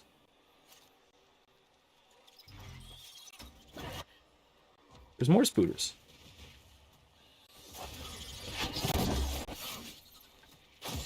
Anyway. Oh, you love the glowing blade? Yeah, it's really cool in this area too, especially. Yeah, it's very cool. It's technically a DLC item. It's from one of the DLCs that we haven't done yet. Actually, we haven't done any of the DLCs. There's 3. One of them is exclusively after the main campaign, and the other 2 are part of it. We haven't done either of the 2 that are part of it. One of them, the combat is obscenely difficult, so we're going to do it pretty close to last. The other one we can do, I don't know, at some point. And that's the one where this blade is actually from. Is the one that's relatively sooner.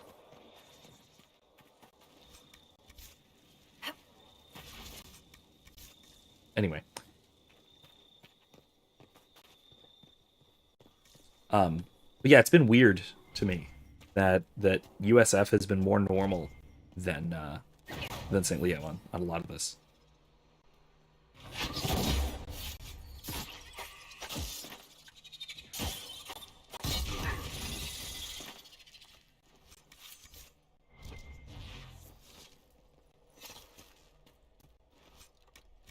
But yeah, like I said, it's university campuses are always like this. They're filled with absolute crazy people, even in a normal place like Florida. So what are you going to do? And that even applies, like I said, to private universities and even to Catholic private universities. I think St. Leo is a little worse about things than somewhere like Ave Maria, another smallish little private Catholic university down here in Florida. I think they're doing a little better on this stuff, but I haven't looked into it too much. Not too much. Kevin said, where did the Pfizer therapeutic pill go? It was big for 2 weeks, and now I didn't hear about it. They despise the possibility that the vaccines will become obsolete before they make the money. Yes, but then if they also make the therapeutic, then they don't have to care what happens to their vaccine. Not really, because then they have both. They have the preventative therapeutic, which is what the vaccine is. But then they also have the retroactive therapeutic, the pill. Cover all their bases. I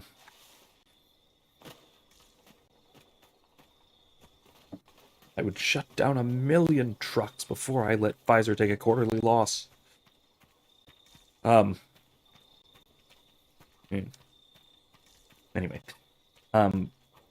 Oddly, actually, I have to say, something that's really, really surprised me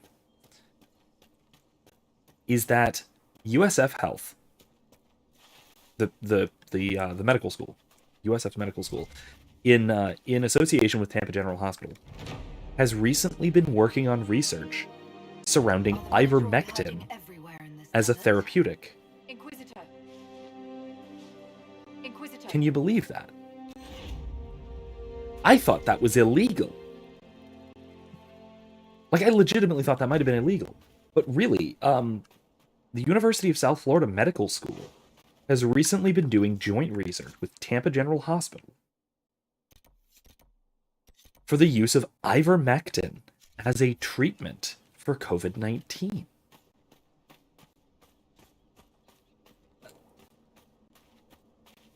No one's been allowed to even think those thoughts.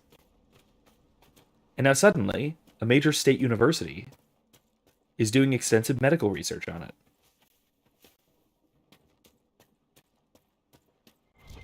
Huh.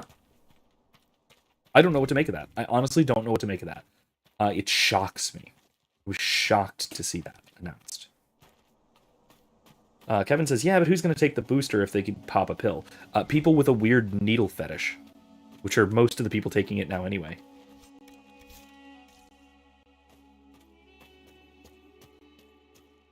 I'm exaggerating a little bit, but only a little bit, which is the weird part. Excuse me. But there are people who still would, I'm sure.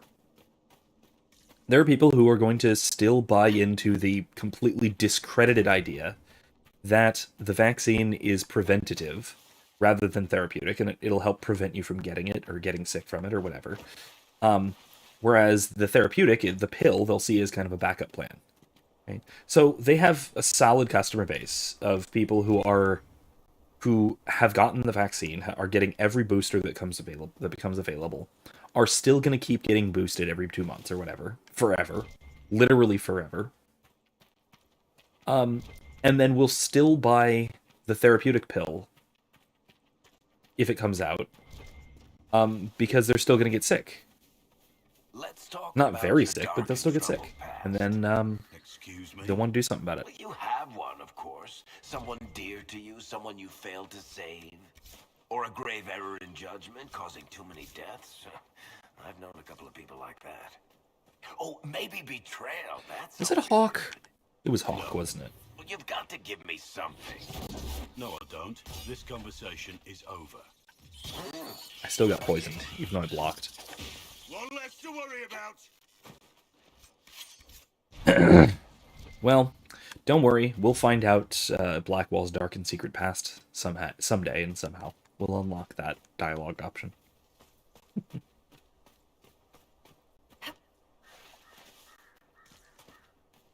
Erica says, too little, too late. Pandemic's basically over now. It's going to be hindsight, and the results will be swept under the rug, even if reported at all. That's true. That's true. At this point, it really doesn't matter for big public perception reasons. So, someone's doing it for the grant money, I guess. Maybe. somebody really wants to publish a paper about it that's just going to get swept under the rug and not paid attention to. Somebody's going to get grant money for it, maybe. I don't know. Maybe it's something like that. It could be the standard, you know, academic science reasons. I forget, not everything is pandemic related, especially, even if it's literally pandemic related. Especially now that things are moving on a little bit from the craze.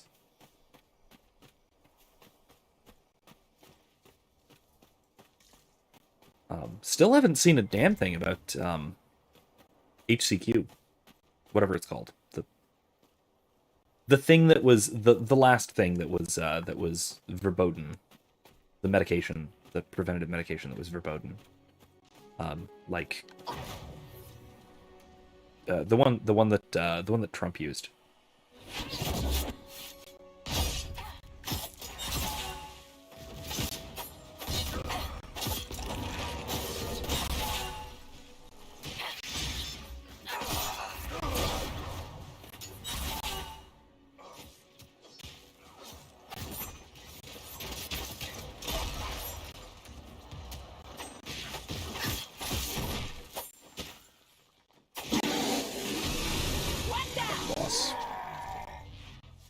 Nice. The view while killing those is ridiculously bad, and I apologize. But, you know, still fun. Still enjoy it. Kevin says, I bet the ivermectin data ends up showing that it works best during early infection to prevent viral proliferation. That's the whole game with viral severity, is to reduce load. Trump used Regeneron. Okay. It's expensive. Alright. Like I said, I don't know much about it.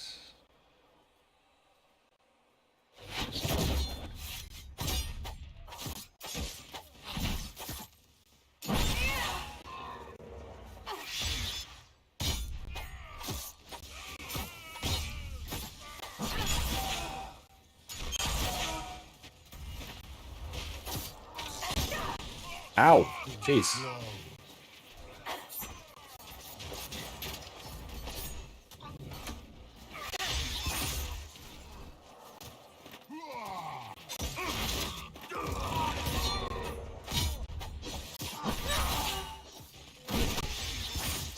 There we go.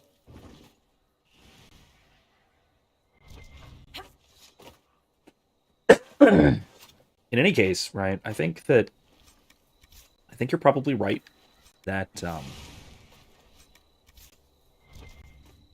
they're letting these things kind of happen now. Primarily spiders. Of course there's spiders.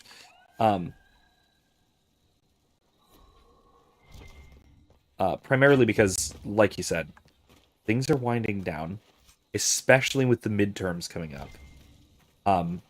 The Democrats, who are fully in control of the narrative with respect to COVID, clearly, still, which is disturbing, really. They should not be still in this tight of control. I think they clearly are. That they don't want the narrative to be that COVID is still a problem. It's bad for midterms. And they have enough crap to deal with in terms of midterms. They don't need more crap to deal with. Right, Dorian. Spirit mark or walking. Look at the curse and devastating explosion. That's pretty cool.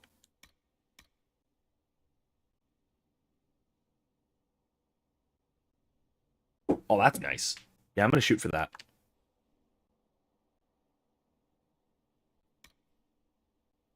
Oh, but no, that one's really cool. Never mind.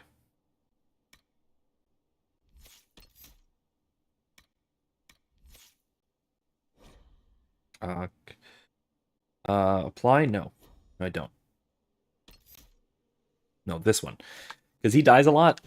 This means when he dies, he gets up and keeps fighting, which is nice. Okay, Varric.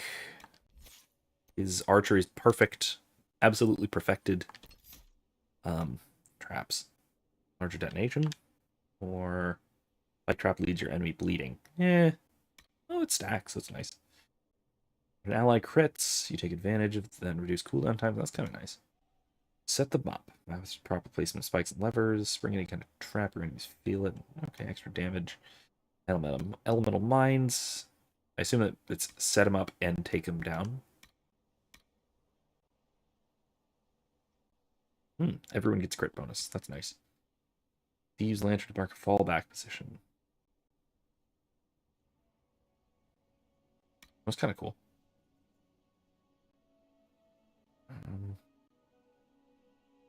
Duration of all status bonuses. I like that one. Black wall.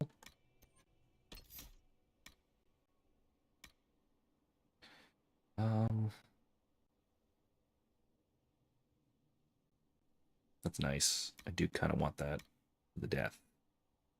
On an enemy into a frenzy, their damage output increases over time, but so does the amount of damage they take. Pretty good. I'm gonna go with you never die. Alright, that'll work.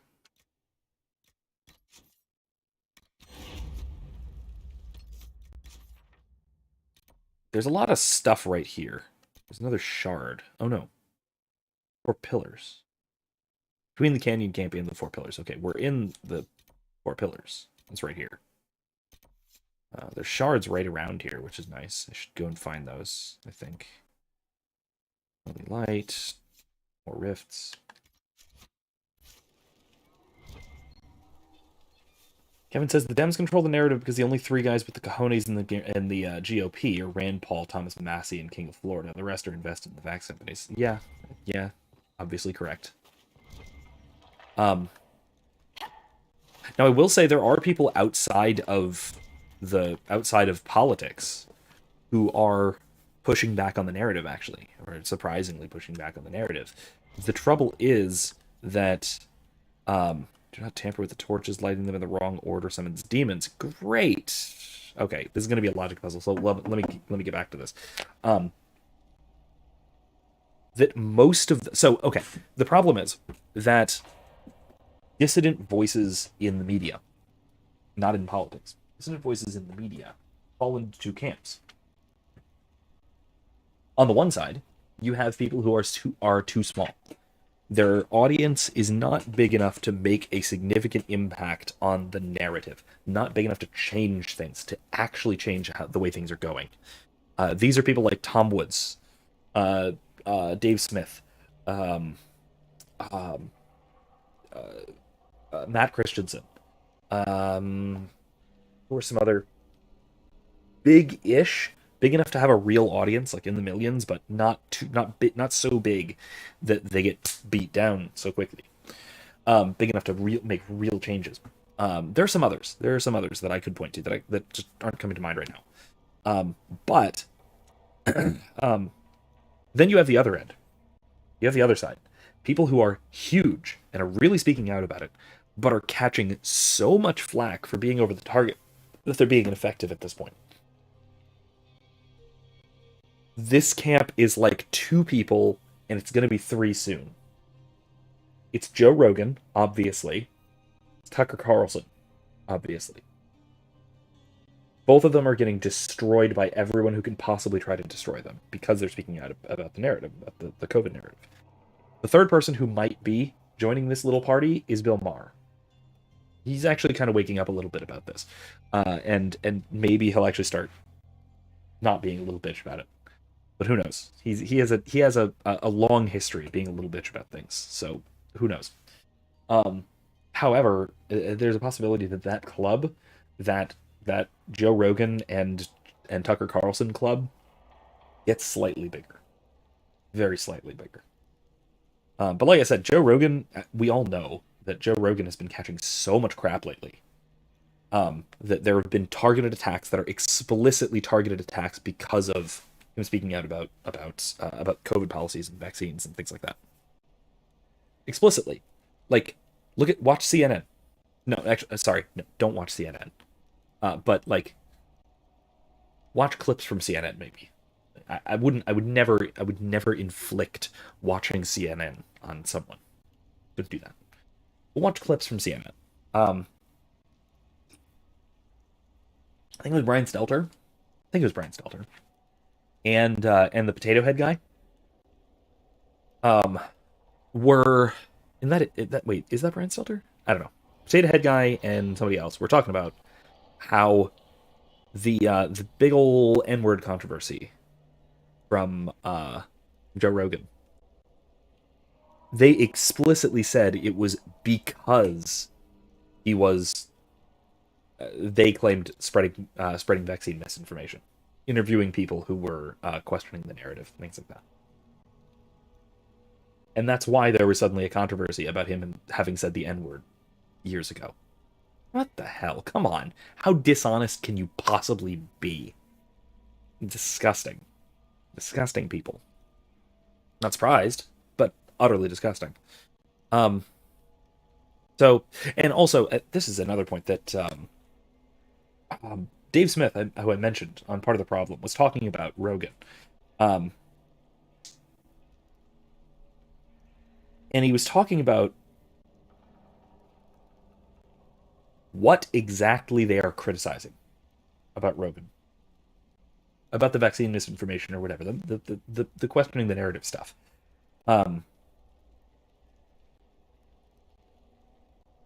And it's interesting. Because Rogan, they're not criticizing Rogan because he's only giving voice to one side, right? Because he's only spreading, misinformation, as they call it. They're criticizing him because he's giving voice to both sides of the issue instead of just one. Remember, he had Sanjay Gupta on. He had what's Sanjay Gupta? The guy, the CNN guy, the CNN chief medical analyst. He had a couple of representatives from Patreon, a couple of representatives from YouTube, a bunch of the big tech companies. He had representatives from all of the major news sources. He had standard mainstream doctors who put forward and defended the mainstream narrative. And I think Dave's point, which I think is spot on, was that if Rogan had the opportunity to have on Anthony Fauci, do you think he would not do that? There's no way. Of course he would. He would have on Anthony Fauci and he would tear him to shreds for 3 solid hours. Because the guy's a hack. It's not like everyone's mad that Joe Rogan has this giant audience and he's not spreading the message. Because he is. He's talking to people who are spreading the message. He's having them on. Letting them talk for 3 hours. The problem is that he's also having the other side on and letting them talk. People who know what they're talking about. And what's really interesting about this is that the people who are accusing him of spreading misinformation are saying that the things that he's doing, remember, by letting people from both sides on his show, what he's doing is he's convincing people that basically the narrative is full of crap. They're blatantly admitting that in an open debate where both sides are allowed to speak, people are going to obviously believe the right side. And I mean the right side both politically, ideologically, and correct side. They, meaning like CNN types, are just blatantly admitting this publicly. That's a reassuring thought. That's a reassuring thought. Anyway. Below this, someone's written complicated formulas and scribbled many notes. Demons bound into the rock. How do the ancient dwarves manage it without mages? Binding runes? Subtle properties of stonework? Investigate. Gang. Carved into walls. Could be translated from Old Dwarven as stone waste, or impure spirit of the stone. Dwarven superstition saw demons as impure spirits of rock. Study impossible with dormant demons. Ask Cephas and Euraphus for help with binding. Okay, so there's another bunch of demons in the rocks over there. Okay, then. Can I pick this up? No, I still can't. Still can't collect the stuff. Yeah, I know there's demons, but, like, more importantly, there's also... Do I hear spiders? I feel like I hear spiders. I feel like I hear spiders. Okay, so we need to not do this in the wrong order. I would prefer to not do this in the wrong order, because I'd prefer to not get eaten by demons. That'd be nice. So let's see. Who against their father's wishes fought from foolish words and foolish pride. That's not first. Clearly, that's not the beginning of a sentence. For pride these halls were made, to honor a father's deed and grieve his loss. That might be first. Forget exactly. Let's see. This is the tale of Pharel, paragon among paragons, father of 2 sons. That sounds like a beginning. So maybe it's that one, then that one. And for loss, these halls were made to honor a brother more. So let's see. Let's see if we can read this out loud and see if it makes sense. This is the tale of Pharel, paragon among paragons, father of 2 sons. For pride these halls were made, to honor a father's deeds and grieve his loss. And for loss these halls were made, to honor a brother mourned. Who against their father's wishes fought from foolish words and foolish pride. No, that's not right. Their father's wishes, plural. So maybe it's this one, then that one? This is the tale of Pharel, paragon among paragons, father of 2 sons. And for loss these halls were... No. This is the tale of Pharel, paragon among paragons, father of 2 sons. Who against their father's wishes fought from foolish words and foolish pride. Okay, that seems right. That seems right. For pride these halls were made, to honor a father's deeds and grieve his loss. And for loss these halls were made, to honor a brother mourned. Yeah, okay, that sounds right. Okay, cool. So I think we can get this. Light us some Veilfire. Start here. No demons so far. Okay, yep. Good so far, good so far. Let's try that. No demons? No demons? No demons? Pride these halls were made. Okay, no demons. No demons. No demons. No demons. Yeah, no demons! A burial chamber, I think. No demons. Nice. Wait, Kevin presses X to doubt, I assume. What are you doubting? Oh, were you trying to, like, say the shape of the looting? Or the lighting? I don't know. Torn paper. Directions drawn. Key fragment. Ring of superb attack. Nice. Okay, cool. There again. I think we've seen that before. Alright, let's get out of here.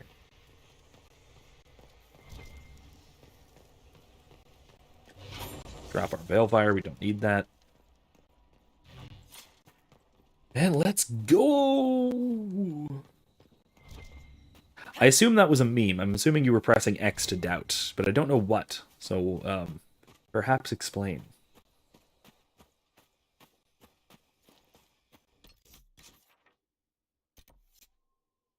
Shards. Shards will work. Let's look for shards.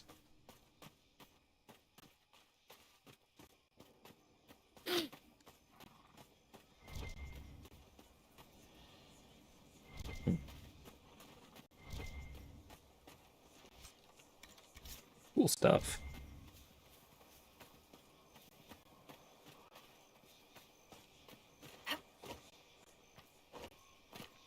Oh, you meant the message and torches. Okay, yeah, no, I think you were right. Yeah, I think you were right. That said, an X shape could have been a lot of different ways there, so I don't know how exactly useful. See, I thought you were pressing X to doubt that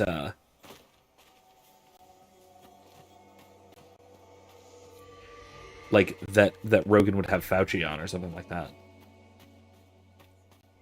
Which, I'm just saying, I would actually listen to that absolute psychopath, that goddamn war criminal. I would listen to him for 3 hours if he were on there talking to Rogan. 100%, no question. That'd be 3 of the best hours of discussion of COVID-19 since this whole thing started. Which is not saying a lot. Almost any discussion of COVID-19 is nightmarish at this point, but still. At first I thought the rocks that glow fell from the sky, but the spirits whispered that these shards have been here for ages, as you reckon them. Did the tear in the veil reveal these stones? Is that why the strangely dressed mages want them? Yesterday they were erecting skulls, of all things, on top of pillars. The spirits warned me to hide, and I was a good thing I listened. I saw one of the mages cut a man open with a dagger and milk the power of his blood, and I'm afraid of a man who could do that to another as if it's nothing. I thought Templars were supposed to stop blood mages, but the ones that came are strange and red, and are working with the mages. The spirits agree. It's very alarming. They've been urging me to run further into the wastes. My supplies are low. We'll go in a few days if hunting goes well. Hunting did not go well.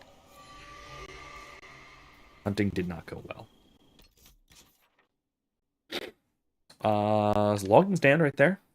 Check that out. Maybe we'll do another Fade Rift. I don't know. Then head over there. Sure. We can come back to this too. Missing patrol. That seems important. But let's go to let's check out that logging stand, and maybe we'll do another Fade Rift. The other one, the very recent one we did went relatively well. Hold on, do we have yeah, we got potions. Oh geez, what have I done? I didn't mean to do that. Sorry.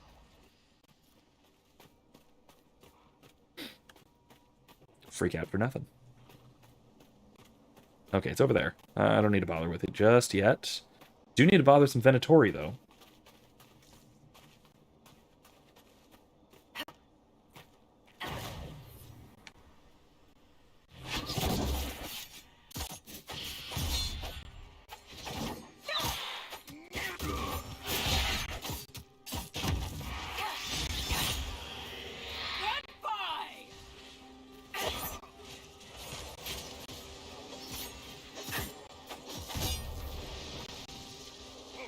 Well, that's not a Venatori. These are Red Templars.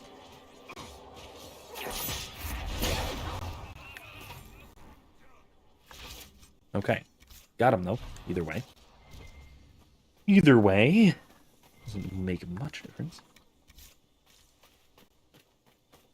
Oh, hello. Oh, that's Dorian. Okay. I saw Red Lyrium, and I got spooked. Darn it. Dorian, you and your big old Red Templar. Red thingy. Like a pet? Like a giant darkspawn hamster with aspirations of godhood? Dorian, why can't you look after your little friends? Corypheus peed on the carpet again. In this analogy, the carpet is Haven. Is he or is he not a Tevinter Magister? Meaning the source of everything bad and evil in the world? They are the same, yes? Certainly feels that way at times. I love this. I love the squabbles.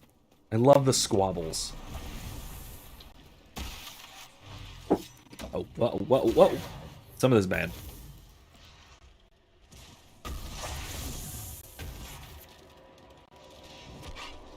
Let's go behind everybody and be sneaky snarky. Bap.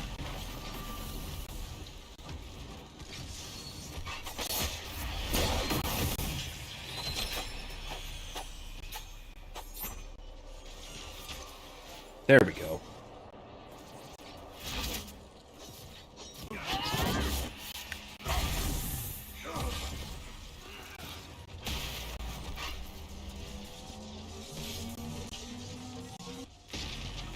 Got him. Okay, this is going well. It's going well.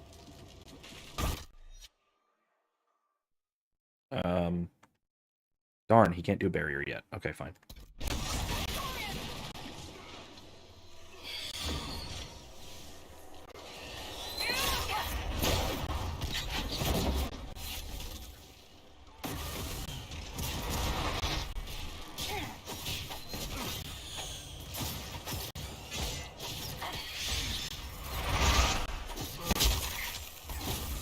Barriers. That's not good. Okay.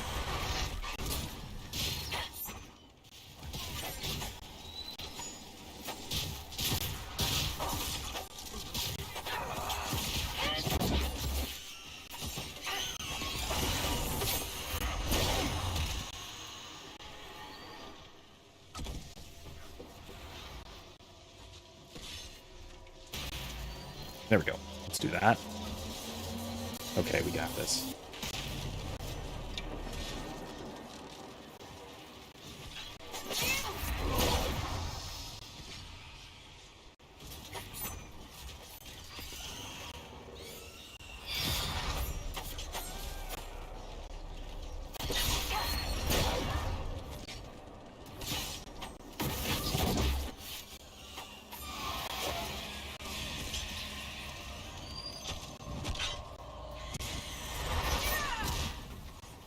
Ow.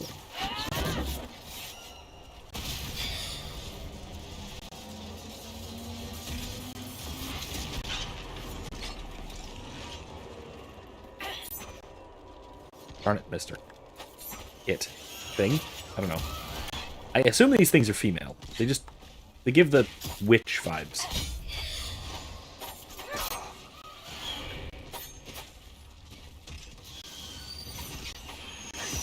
There we go. Jesus. Because they just took some sleep aid pain pills, so be prepared to mod your own chat eventually. Let me know. If you can, let me know. If not, good night. Frosty rags.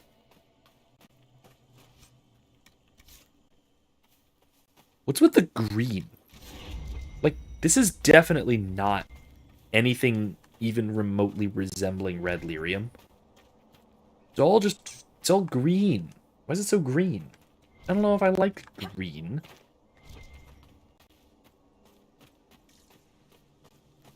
The whole rift color thing, it's kind of worse. It's kind of worse than the red in some cases. I don't know. It's a little bit spooky. A little bit spooky. Anyway.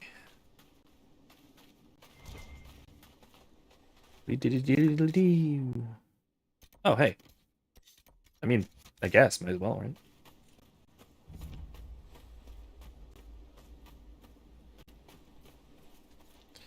So what I think I'm going to do is, after I get to this camp,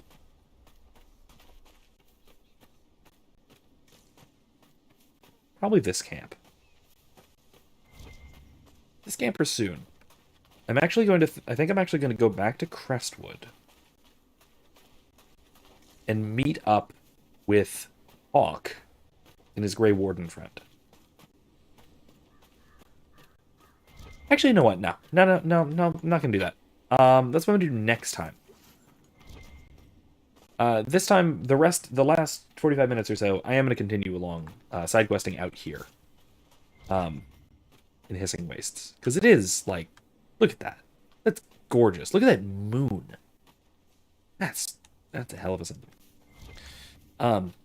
Yeah, I think I am going to continue doing quests out here in the Hissing Wastes, or side quests out here, for the rest of tonight. And then I think next week, we are going to come back to actual, real storyline quests. Not that we're wrapping up for tonight, but yeah, that is, I think, where we're going to start next time. We're going to do some actual, real story advancements. Solanas, 4 slaves injured, 10 crushed. Oh no! Couldn't activate the entrance with 50 if we kept losing so many. I propose we dig down from the top. There's no other way to reach the tomb without risking another rock slide. Leave this note for the others. Must inform the overseer. The Venatori want these Lyrics. Let's see if they found another way in. They probably did. Can I claim this yet? There we go. Hello. There it is. The blocked doorway.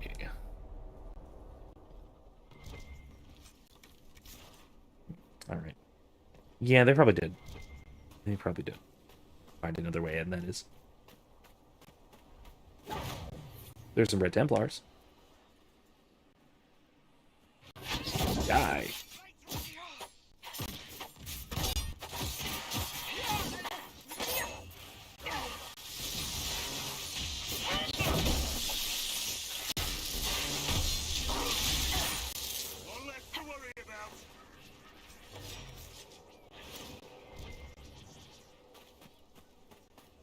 I love how killing Red Templars with Varric gives you approval.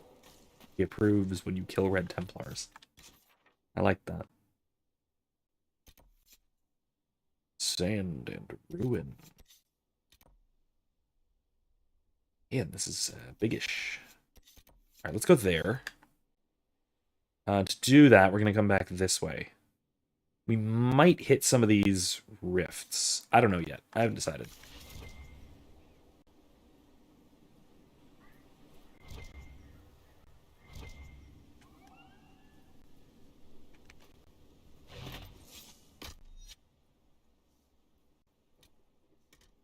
What do I call? Oh, I can't because I'm about to do a combating mabob.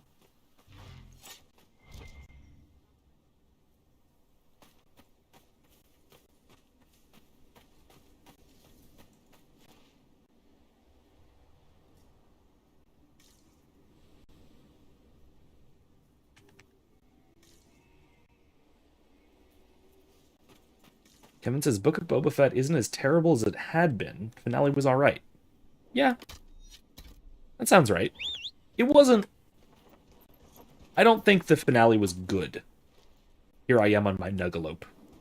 I don't think that the finale was good. But it definitely had its moments.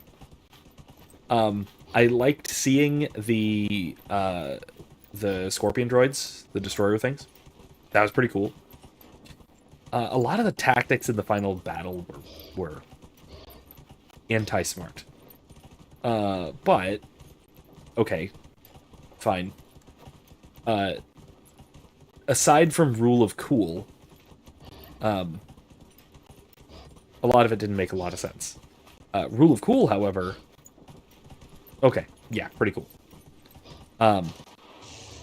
Oops, how do I dismount? How do I dismount? I forget. How do I dismount? Okay, now I have to click that. Alright. Anyway, Rule of Cool wise, it makes that kind of sense, in particular as to why, for example, he brought his Rancor instead of... Oh, I'm sorry. Spoilers.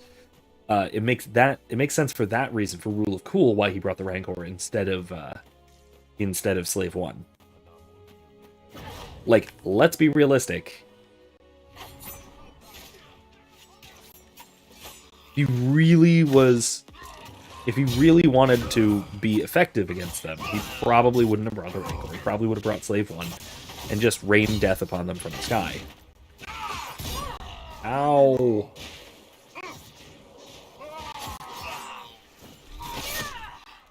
Ow!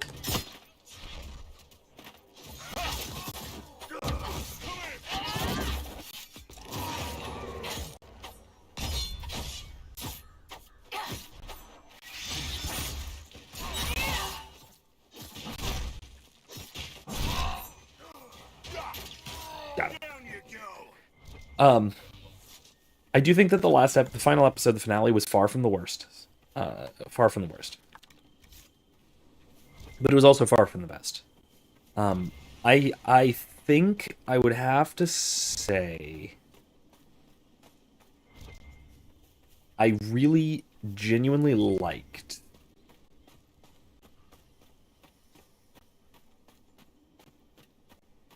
See, it's hard to say, like, episode by episode, exactly. Primarily just because I think that there were episodes with... Like, every good episode had its bad moments. or had its weird, dumb contrivances. And every bad episode had some really good moments to it. So it was a weird mix. It wasn't like it was, I wouldn't call it just kind of middle of the road meh, like really at all, because there was a lot about it that I really did enjoy.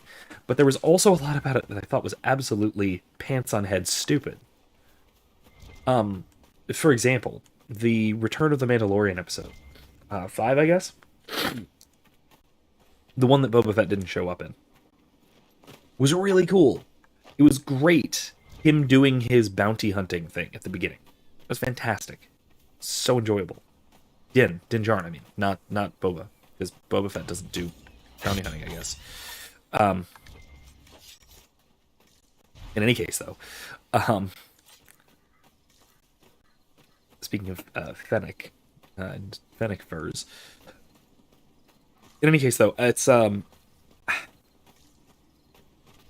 seen ruins like this all over Thedas. There's thousands out there. Some must have been bigger than proper cities like Denerim or Val Royeaux. You must be joking. Beg pardon? Visit Tevinter one day. Menrathus will put your cities in perspective. That is a perfect response to calling Denerim a proper city. Yeah. Oh my gosh. Anyway, Kevin says, I love the part where Boba Fett asked Din Djarin if he believed the creed, and Din Djarin stuck to it. Yeah, no, that was good. That was good. Like, I have to say that I think there were multiple things going on there, though. Maybe I'm reading into this too much, but it seemed to me like there were multiple things going on with that, with what Din was saying there. The whole, again, some spoilers here if you haven't seen it and still wish to, but a lot of the things about, like,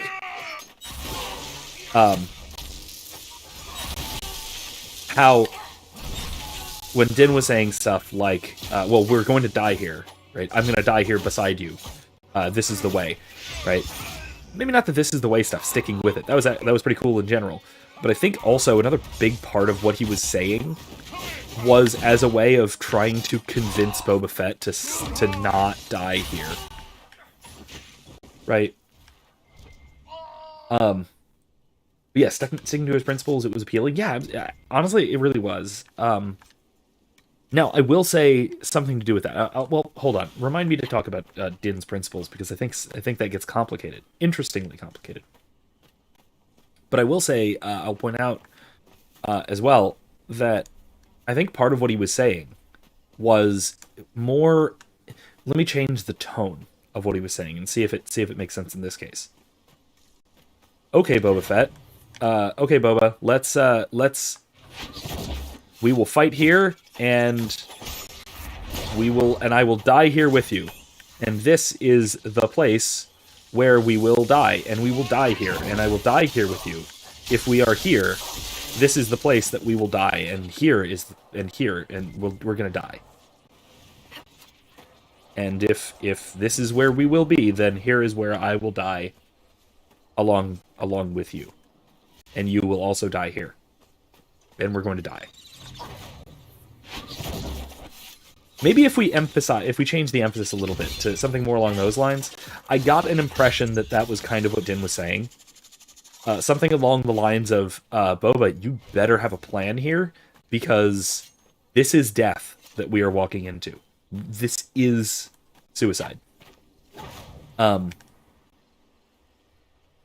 at least I got that impression that was kind of what he was getting at, or part of what Din was getting at, and it wasn't just, I'm going to stick to the creed. It was also, yes, I'm going to stick to the creed, even though, yeah, it's probably going to get us killed here, and maybe we should come up with a plan. So there was something there, I think. Maybe I was reading into it.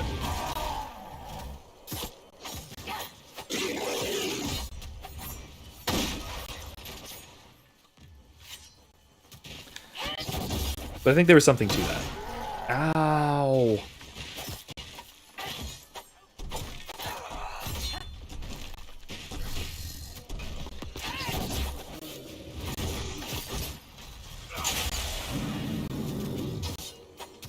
Oh, why does he have armor again? Why does he have guard? Ow!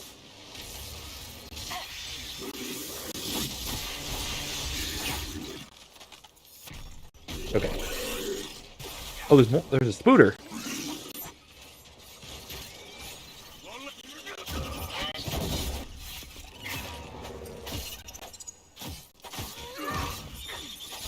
We got him. Okay. Okay, cool. Anyway.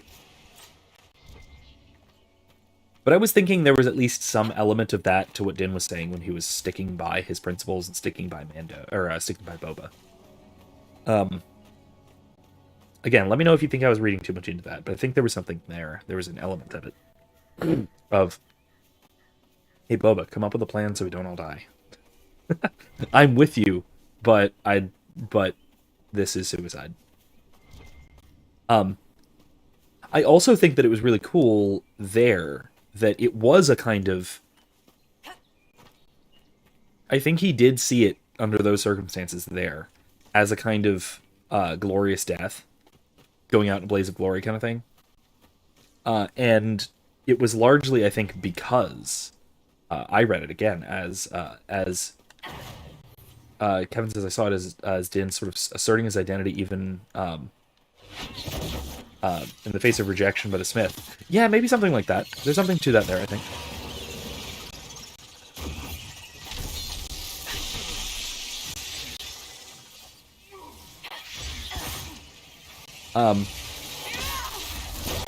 I'll add, though, that I think there's also an element of, yeah, he totally wanted to go out in a blaze of glory because he had just lost the only thing that mattered to him.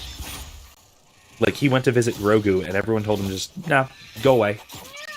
The only thing that before that, the only two things that mattered to him, because two things ever mattered to Din Djarin. It was his place among the Children of the Watch, his Mandalorian cult, and he had just been declared no longer a Mandalorian. And Grogu, who Ahsoka had just told him, don't bother coming back. Like, leave him alone, please, thank you. He had just lost the only two things that had ever mattered to him in his life. Yeah, I could see him going out in a blaze of glory.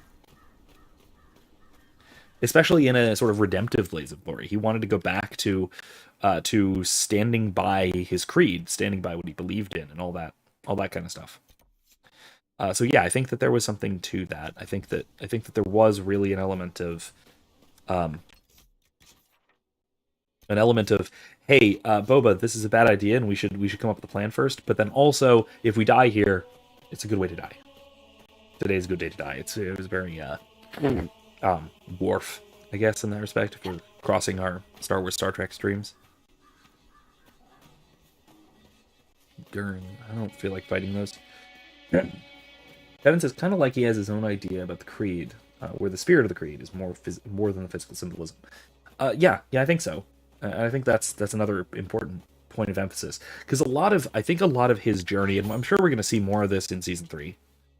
I really hope. I really hope we see more of this in season 3.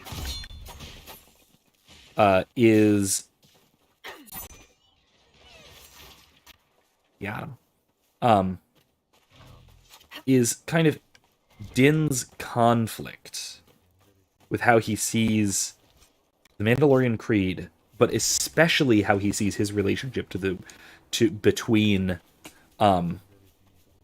the Children of the Watch and sort of Bo-Katan's people. Bo-Katan's Night Owls, and that sort of element of the Mandalorian society.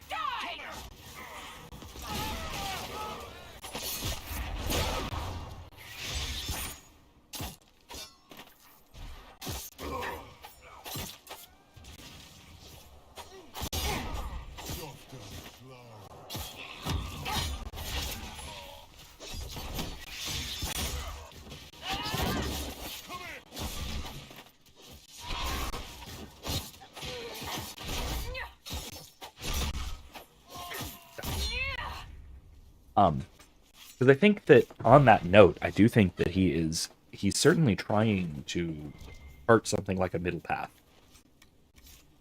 Especially because he has the Darksaber, and it's not like he's giving it up. Except to Grogu. He's definitely going to give it up to Grogu, but that's its own thing. That's the season 3 finale thing. So, setting that aside, I'm 100% calling it. By the end of season 3, we're going to see Grogu wielding the Darksaber with his chainmail. Gonna happen. I don't have to be happy about it. You don't have to be happy about it. Nobody has to be happy about it. That's how it's gonna work. So, anyway, I'm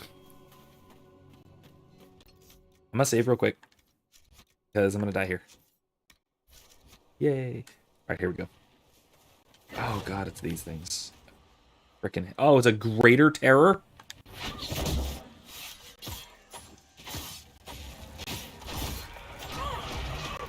Crap.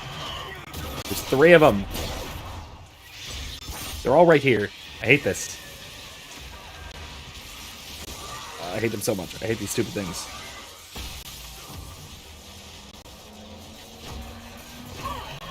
Crap. And I can't even block that.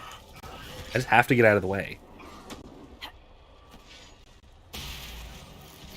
Ah, gosh. Anyway, but yeah, I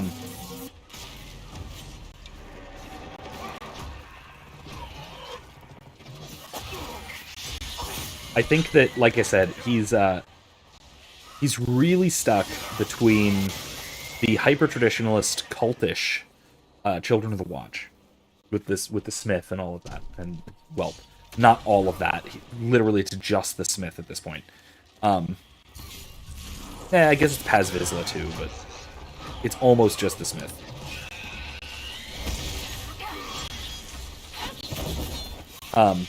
There's literally 3 of them at this point, so whatever.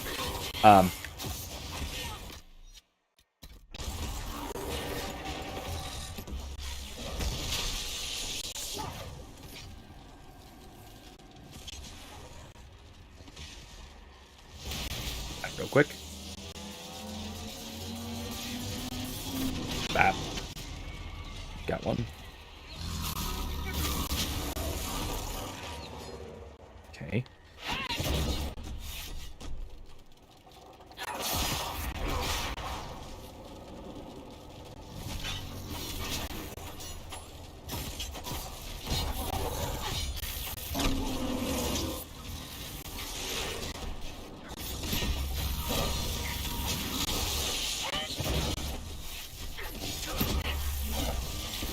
Oh no, Michael lied. It's not a cough depressant.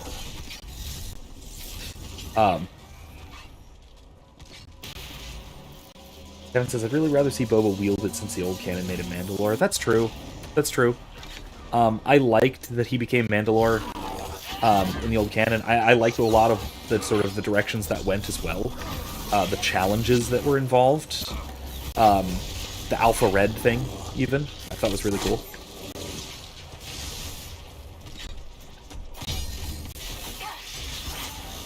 Ah, that's not good. Come on.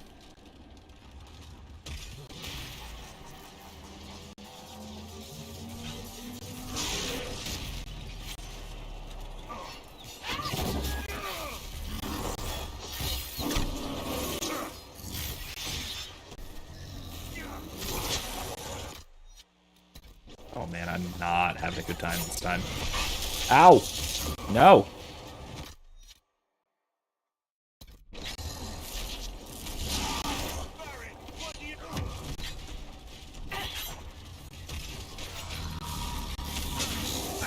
Christ. Alright, this isn't good. Keep disrupting.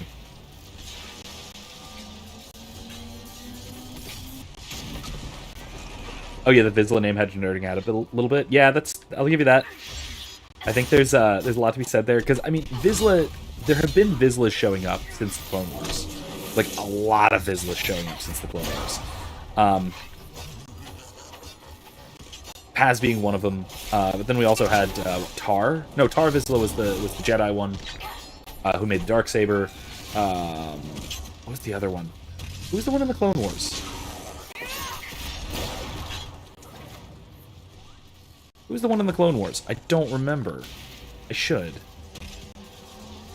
Pre-Vizsla. That was it. Pre-Vizsla in the Clone Wars. That'll do it. Okay, finally. Jesus.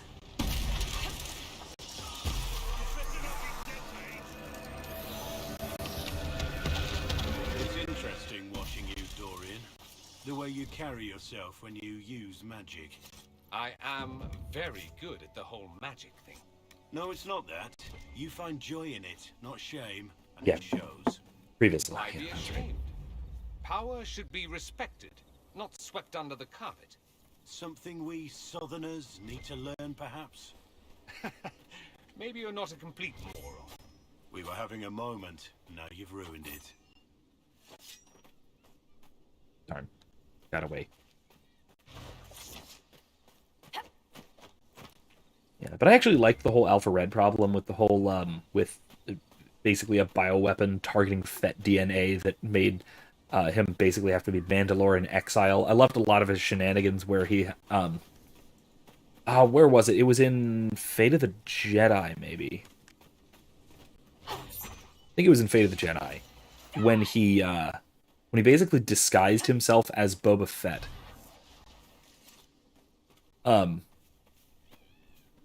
Because he needed to sneak in somewhere.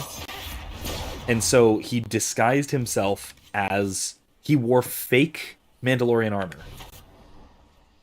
And started put on fake Boba Fett mannerisms. Pretended not to be Boba Fett, pretending to be Boba Fett. And no one knew who the hell he was, and it was great. It was a fantastic little bit that he did.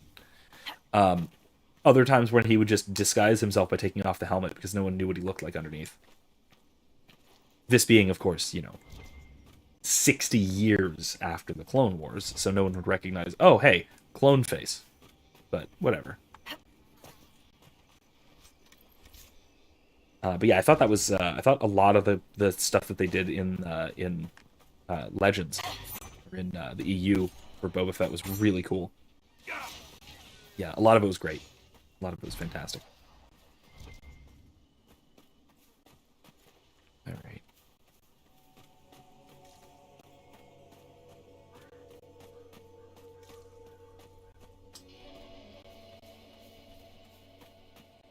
Another hunter. Word of advice, friend. If you see any Tevinter mages out here, turn the other way. One of them almost fried me for waving hello. Okay, well, yeah, I'm after Tevinters, so I can take care of them for you. That's fine. Not doing super great at the moment, but that's okay. I'm just looking around. Alright, no, we already did that. We already established this. Alright, we've uncovered a lot of the hissing wastes tonight. Oh, not that. Let's not do that. Ah, Jesus. Forgot that B isn't cancel. B is actually use an ability. It's been throwing me off. Anyway. So I was saying, though, it is going to be interesting to see... oh, no, I'm not doing that right now. No way. It is going to be interesting to see Din kind of tread that line between the very cultish Children of the Watch and the Night Owls, so Bo-Katan and her people. That's going to be an interesting line for him to tread. Now, I'm going to say that... What's this? Rifts. Slay the beast. No, not yet. I'm actually going to get out of here for now. Go back to Skyhold for the moment. It's weird that Bo-Katan and the Night Owls are representing the more progressive wing of Mandalorian culture at this point in Star Wars history. That's really weird compared to what we saw in both Clone Wars and Rebels, because she was basically a right-wing reactionary. She was part of Death Watch. And then part of the Royalists in the anti-imperial Royalists, but Royalists nonetheless, in Rebels. So having Bo-Katan be the basically the progressive wing of Mandalorian culture at this point is kind of weird. Then again, if you it's really more than anything, it is just, I think, a shift in comparing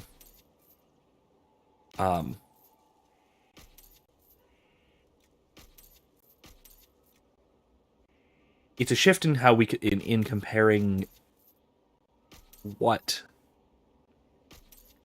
Bo-Katan did represent, or what the Mandalorians were at the period of the Clone Wars. Like, she hasn't really changed much, but the vast majority of Mandalorian culture has shifted wildly, primarily because the more pacifist side, the new Mandalorians, the what's her name, Obi-Wan's girlfriend, that sort of side of things was the side that was primarily wiped out.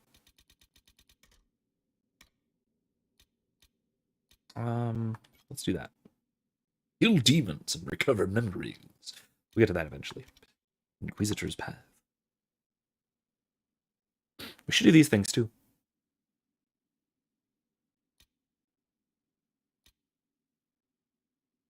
Oh, let's talk to Sarah. Let's do that right now. Eventually, we'll travel to the hinterlands with Solus. Oh, that's right. That's those little artifacts that strengthen the veil.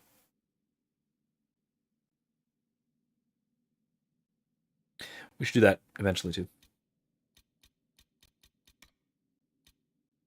DLC. Let's, I guess, go talk to Sarah. Let's see. Do we need to equip anything for anyone? Elysian Shield. Now, Cassandra's using her cheese wheel. No, this one's better. Far better. That's cool looking. Oh, it's so much better than the Wedge of Destiny. But I'm going to use the Wedge of Destiny. Oh, it helps with guard. Oh man, that's actually pretty good. Nah, I'm going to go ahead and take... I'm going to keep the Wedge. The Wedge of Destiny.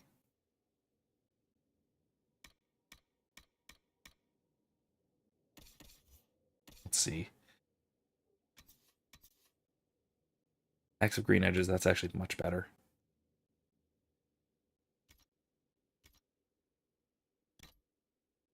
Yeah.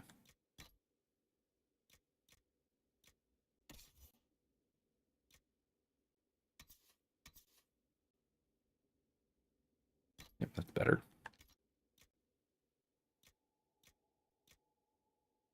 Actually, unless it might actually be better for me. Definitely. Oh, it's only for Cole. Well, fine. This nonsense, but fine.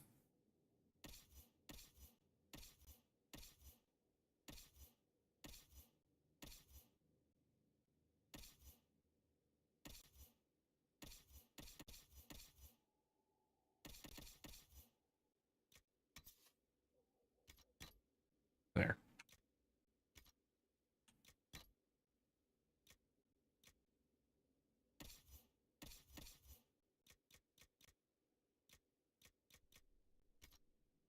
That's fine. Anyway. Sell some stuff and put some things away. No, not Sabine. No, Sabine was the girl from Rebels. The Mandalorian girl from Rebels. I'm thinking of the one from Clone Wars who Maul killed.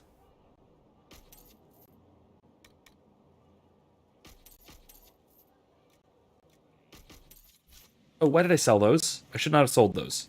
Hold on.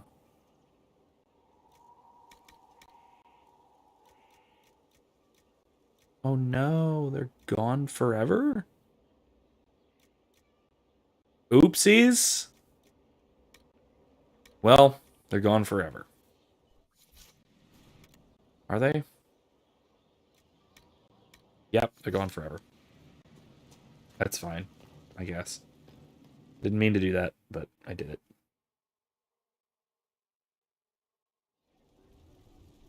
Why can't I think of her name? Anyway, her faction was basically wiped out in the Night of a Thousand Tears, insofar as they weren't already wiped out. Duchess Satine. Satine, that's it. It is really close to Sabine, isn't it? That's weird. Yeah, it's Duchess Satine. Satine... Freeze. Inquisitor? That is weird. That is so similar to Sabine, but whatever. Anyway, doesn't really matter. In any case, yeah, that's her faction of new Mandalorians were basically wiped out, leaving the right-wing radicals and the crazy cultists. So it was a weird. It's a weird circumstance that leads to a very strange set of people, being the sort of legacy of the Mandalorians. I hear Vashel was good pay for you, Inquisitor. Time to go see if my friends came through too. Oh God, it's Got a this. location for a stash. Hopefully something nice for my trouble. Well, your trouble. Just let me know when you're ready to head out. Be sure to bring your empty pockets. Who's putting up the reward for Should we do this now? Don't know. Sometimes it's past the hat. Sometimes it's I lifted this from Master's vault. Doesn't matter, does it? Job done. Time to get what we're owed.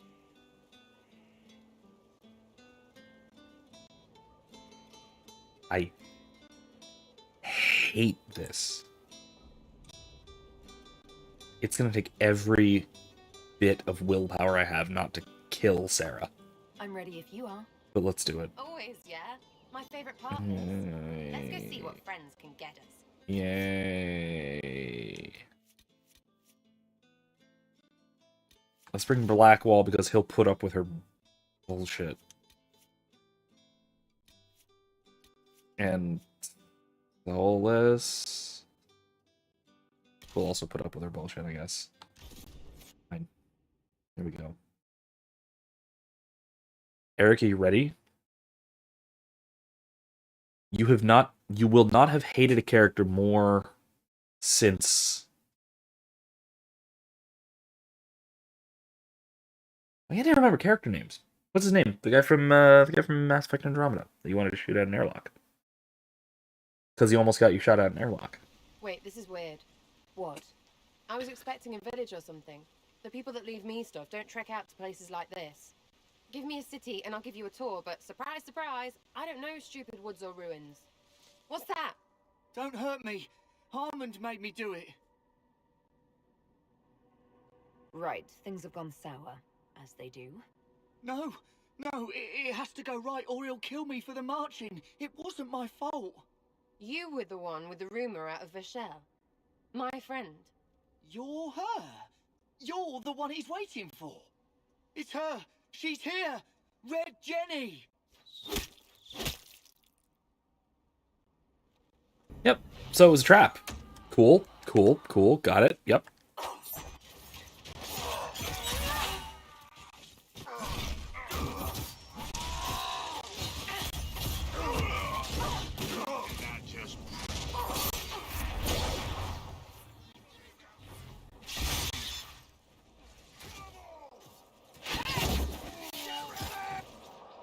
Okay. Oh, hold on. I was not aware the Inquisitor was personally involved. This is a tragic misunderstanding. Let's all sheath our swords, you walk out, and we'll conduct this like business. You know who I'm talking about, though. The annoying one. The one who you really desperately wanted to shoot at an airlock.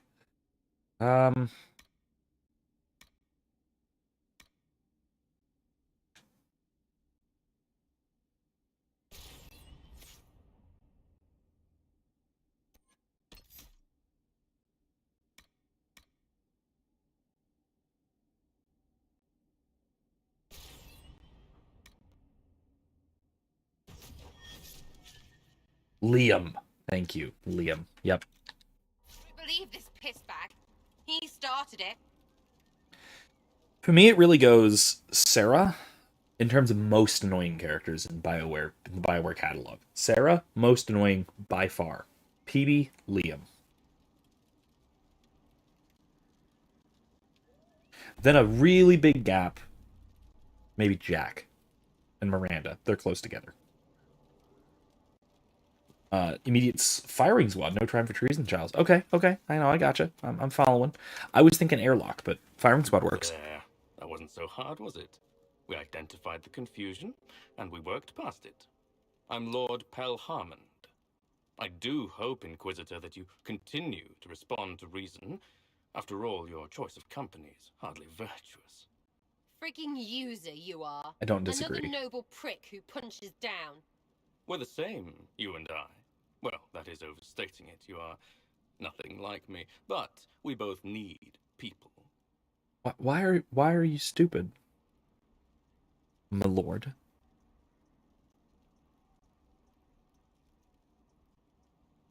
Well, say your piece. Of course. No more rash mistakes. Honestly, previous to this very moment, I thought you'd also been tricked by these red jennies. You're of noble birth, and No. as Inquisitor, you are more than a peer. You're I correct attacked about that. them on behalf of us both. No. Arse biscuit. I mean, Quite. not wrong there. Inquisitor, Herald, I don't want to be your enemy. I'm barely invested in being hers. If you are willing to recognize an opportunity, we could be exceptional partners.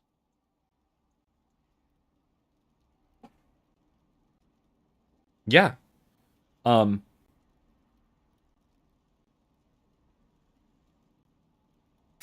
Okay. Here's the question. Do we want to piss off Sarah?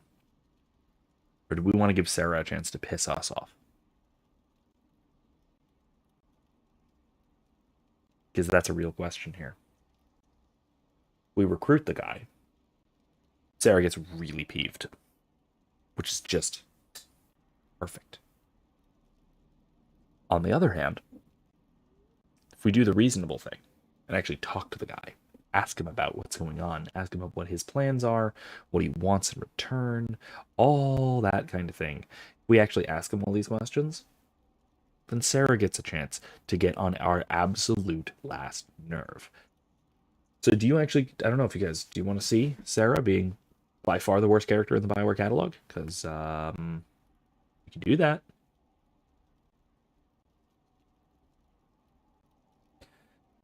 Or we can be reasonable and and do the unreasonable thing that actually turns out best. I think it does. I don't actually know if this turns out best. I think it does. You know what? Screw it. Yeah, I'm gonna do this. I'm gonna just recruit him.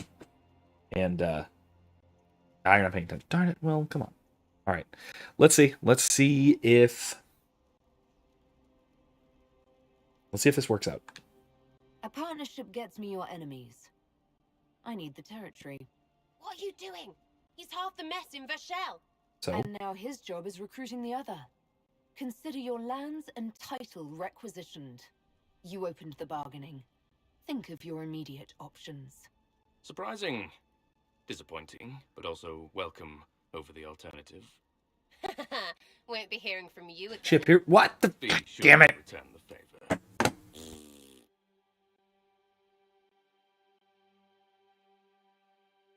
I'm sad that she approved. Should have partnered with him. Darn. That's the one that would have really peeved her. Balls. I'll put a link to it.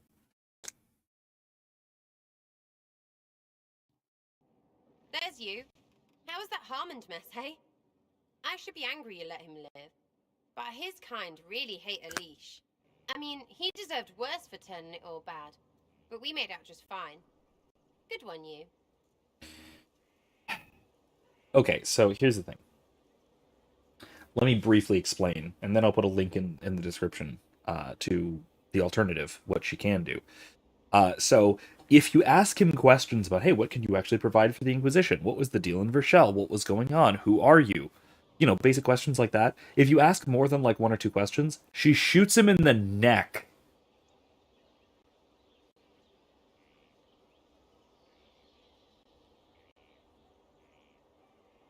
Like, dead. Like, shoots an arrow through his throat. Because, ugh, this is taking too long. And he's dead. That's what happens, by the way. That's Sarah. That is who this is.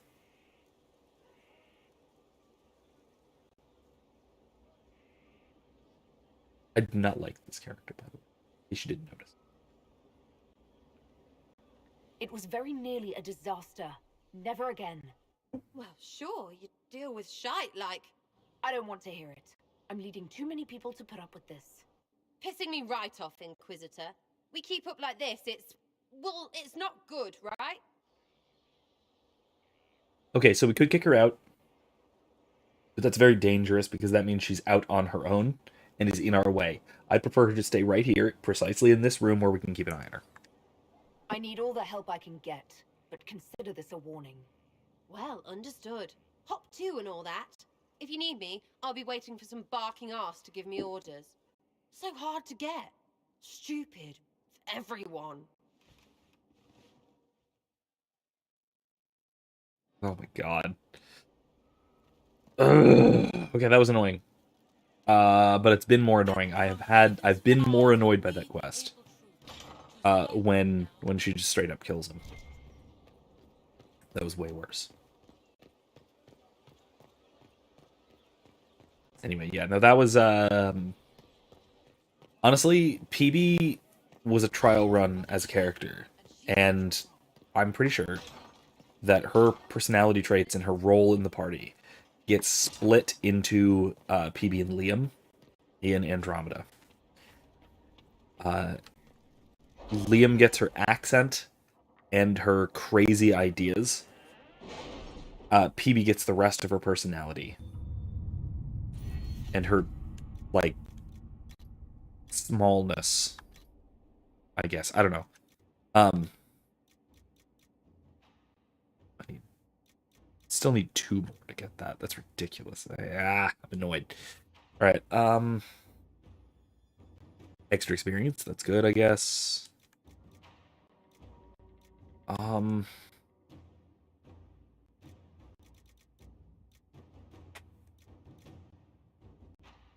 Yeah, okay.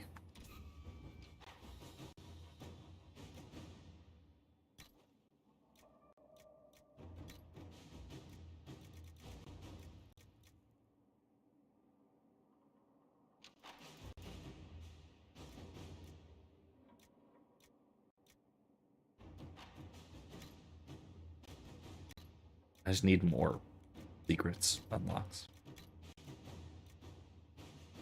Shouldn't have done underworld knowledge. That was a mistake.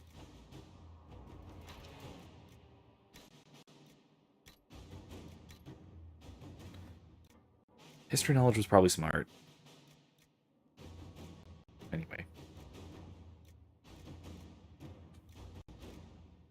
I'll get these eventually too, but my scouts anyway. report no signs of danger in the pass nearby. I will arrange patrols to ensure it stays that way. Resources and okay, Red Jenny attends a party. Surely the Inquisitor cannot be part of such things. It seems a base prank to intentionally disrupt such an affair. Memo from Josephine written on a letter from Sarah. This guy's a special prick. Swat his people around, thinks his sovereigns pay for it. Embarrass him at his own party. And you please a dozen people. People with keys and little else. Sarah. A date and a time are scribbled below, also in a Elysian mask, with other masks for eyes. Okay. Lights out, not murder, just let them stumble in the darkness. It's trivial to ensure we are represented, but should we encourage such base behavior? No! Josephine, I think that's the smart thing. A small training exercise outside will disrupt the event. No, let's just do the Josephine thing. Let's just go and hang out at a party. Send our people. Jesus. The report is scandalous. A dowager threw a pie. Red Jenny is somehow credited, but we have received a number of keys to caches of smuggled goods. None of the nobility are objecting, lest they be forced to claim it as theirs. Okay. See, it works out. Everything works out for the best if we're not being weird assholes. Red Jenny and the bad goods. Sarah cannot simply vandalize our reports. There's no record of any of this. No more from Josephine, written in a letter from outlying landholder Inquisition leaders. I have reports of a gathering of resources to be moved into divinatory hands. I sent this with the hope that you have the means to track who may be responsible. I overheard the possibility, but further inquiry yielded no more detail. It's unfolding well above my station. Sir Gaston of Wildervale. Sarah has scrawled several notes below. Also a sketch of a Randy Nugherder? What? Okay. Squire with a limp says horses for 20. Small force. 3 farmers say they were kicked out of homes. Route. Merchant says the carts are heavy, for carrying armor and weapons. Says they're shortchanging him, so he didn't tell about the wobbly wheel. We'll slow them through the pass. Easy pickings, right?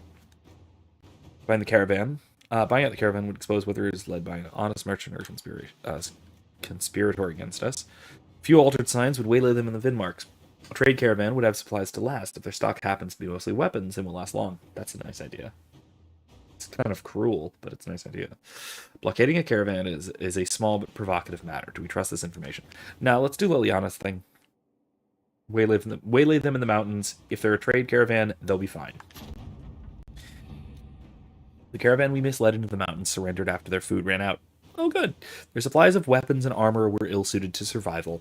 Whether intended benefactors remain unknown, we have assuredly denied them, thanks to Sarah's friends. Though the friends of Red Jenny are useful here and there. They're just also unbelievably annoying. Nothing left to do in Ferelden. What's this? Gather coin. More gather coin. Let's just grab some resources while we're at it. Whatever they can find. Lazurite, Vandalaria. Good. Okay. Alright. That we'll have to do for tonight. So as promised, next time we're going to start off going back to Crestwood and actually going to advance the main plot a little bit. We might also talk with some people around Skyhold. There are some, I'm sure our allies have some things to say. That we're going to do some of that. In any case, though, we're going to be actually advancing the main plot next time. So no more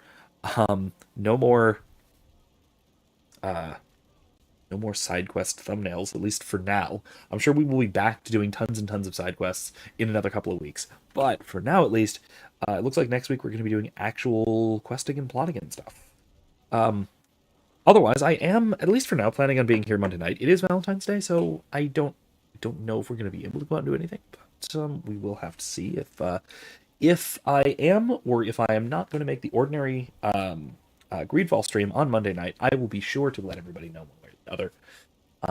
We'll have to wait and see. Otherwise, we'll be right back here on Thursday. That is to be expected. So, I hope to see you all then. And until then, I hope everyone has a wonderful weekend and stays well, stays free, stays safe, stays happy, stays healthy. All of those good and wonderful things. So, thank you all for joining me. Hope everyone has a wonderful evening. Good night.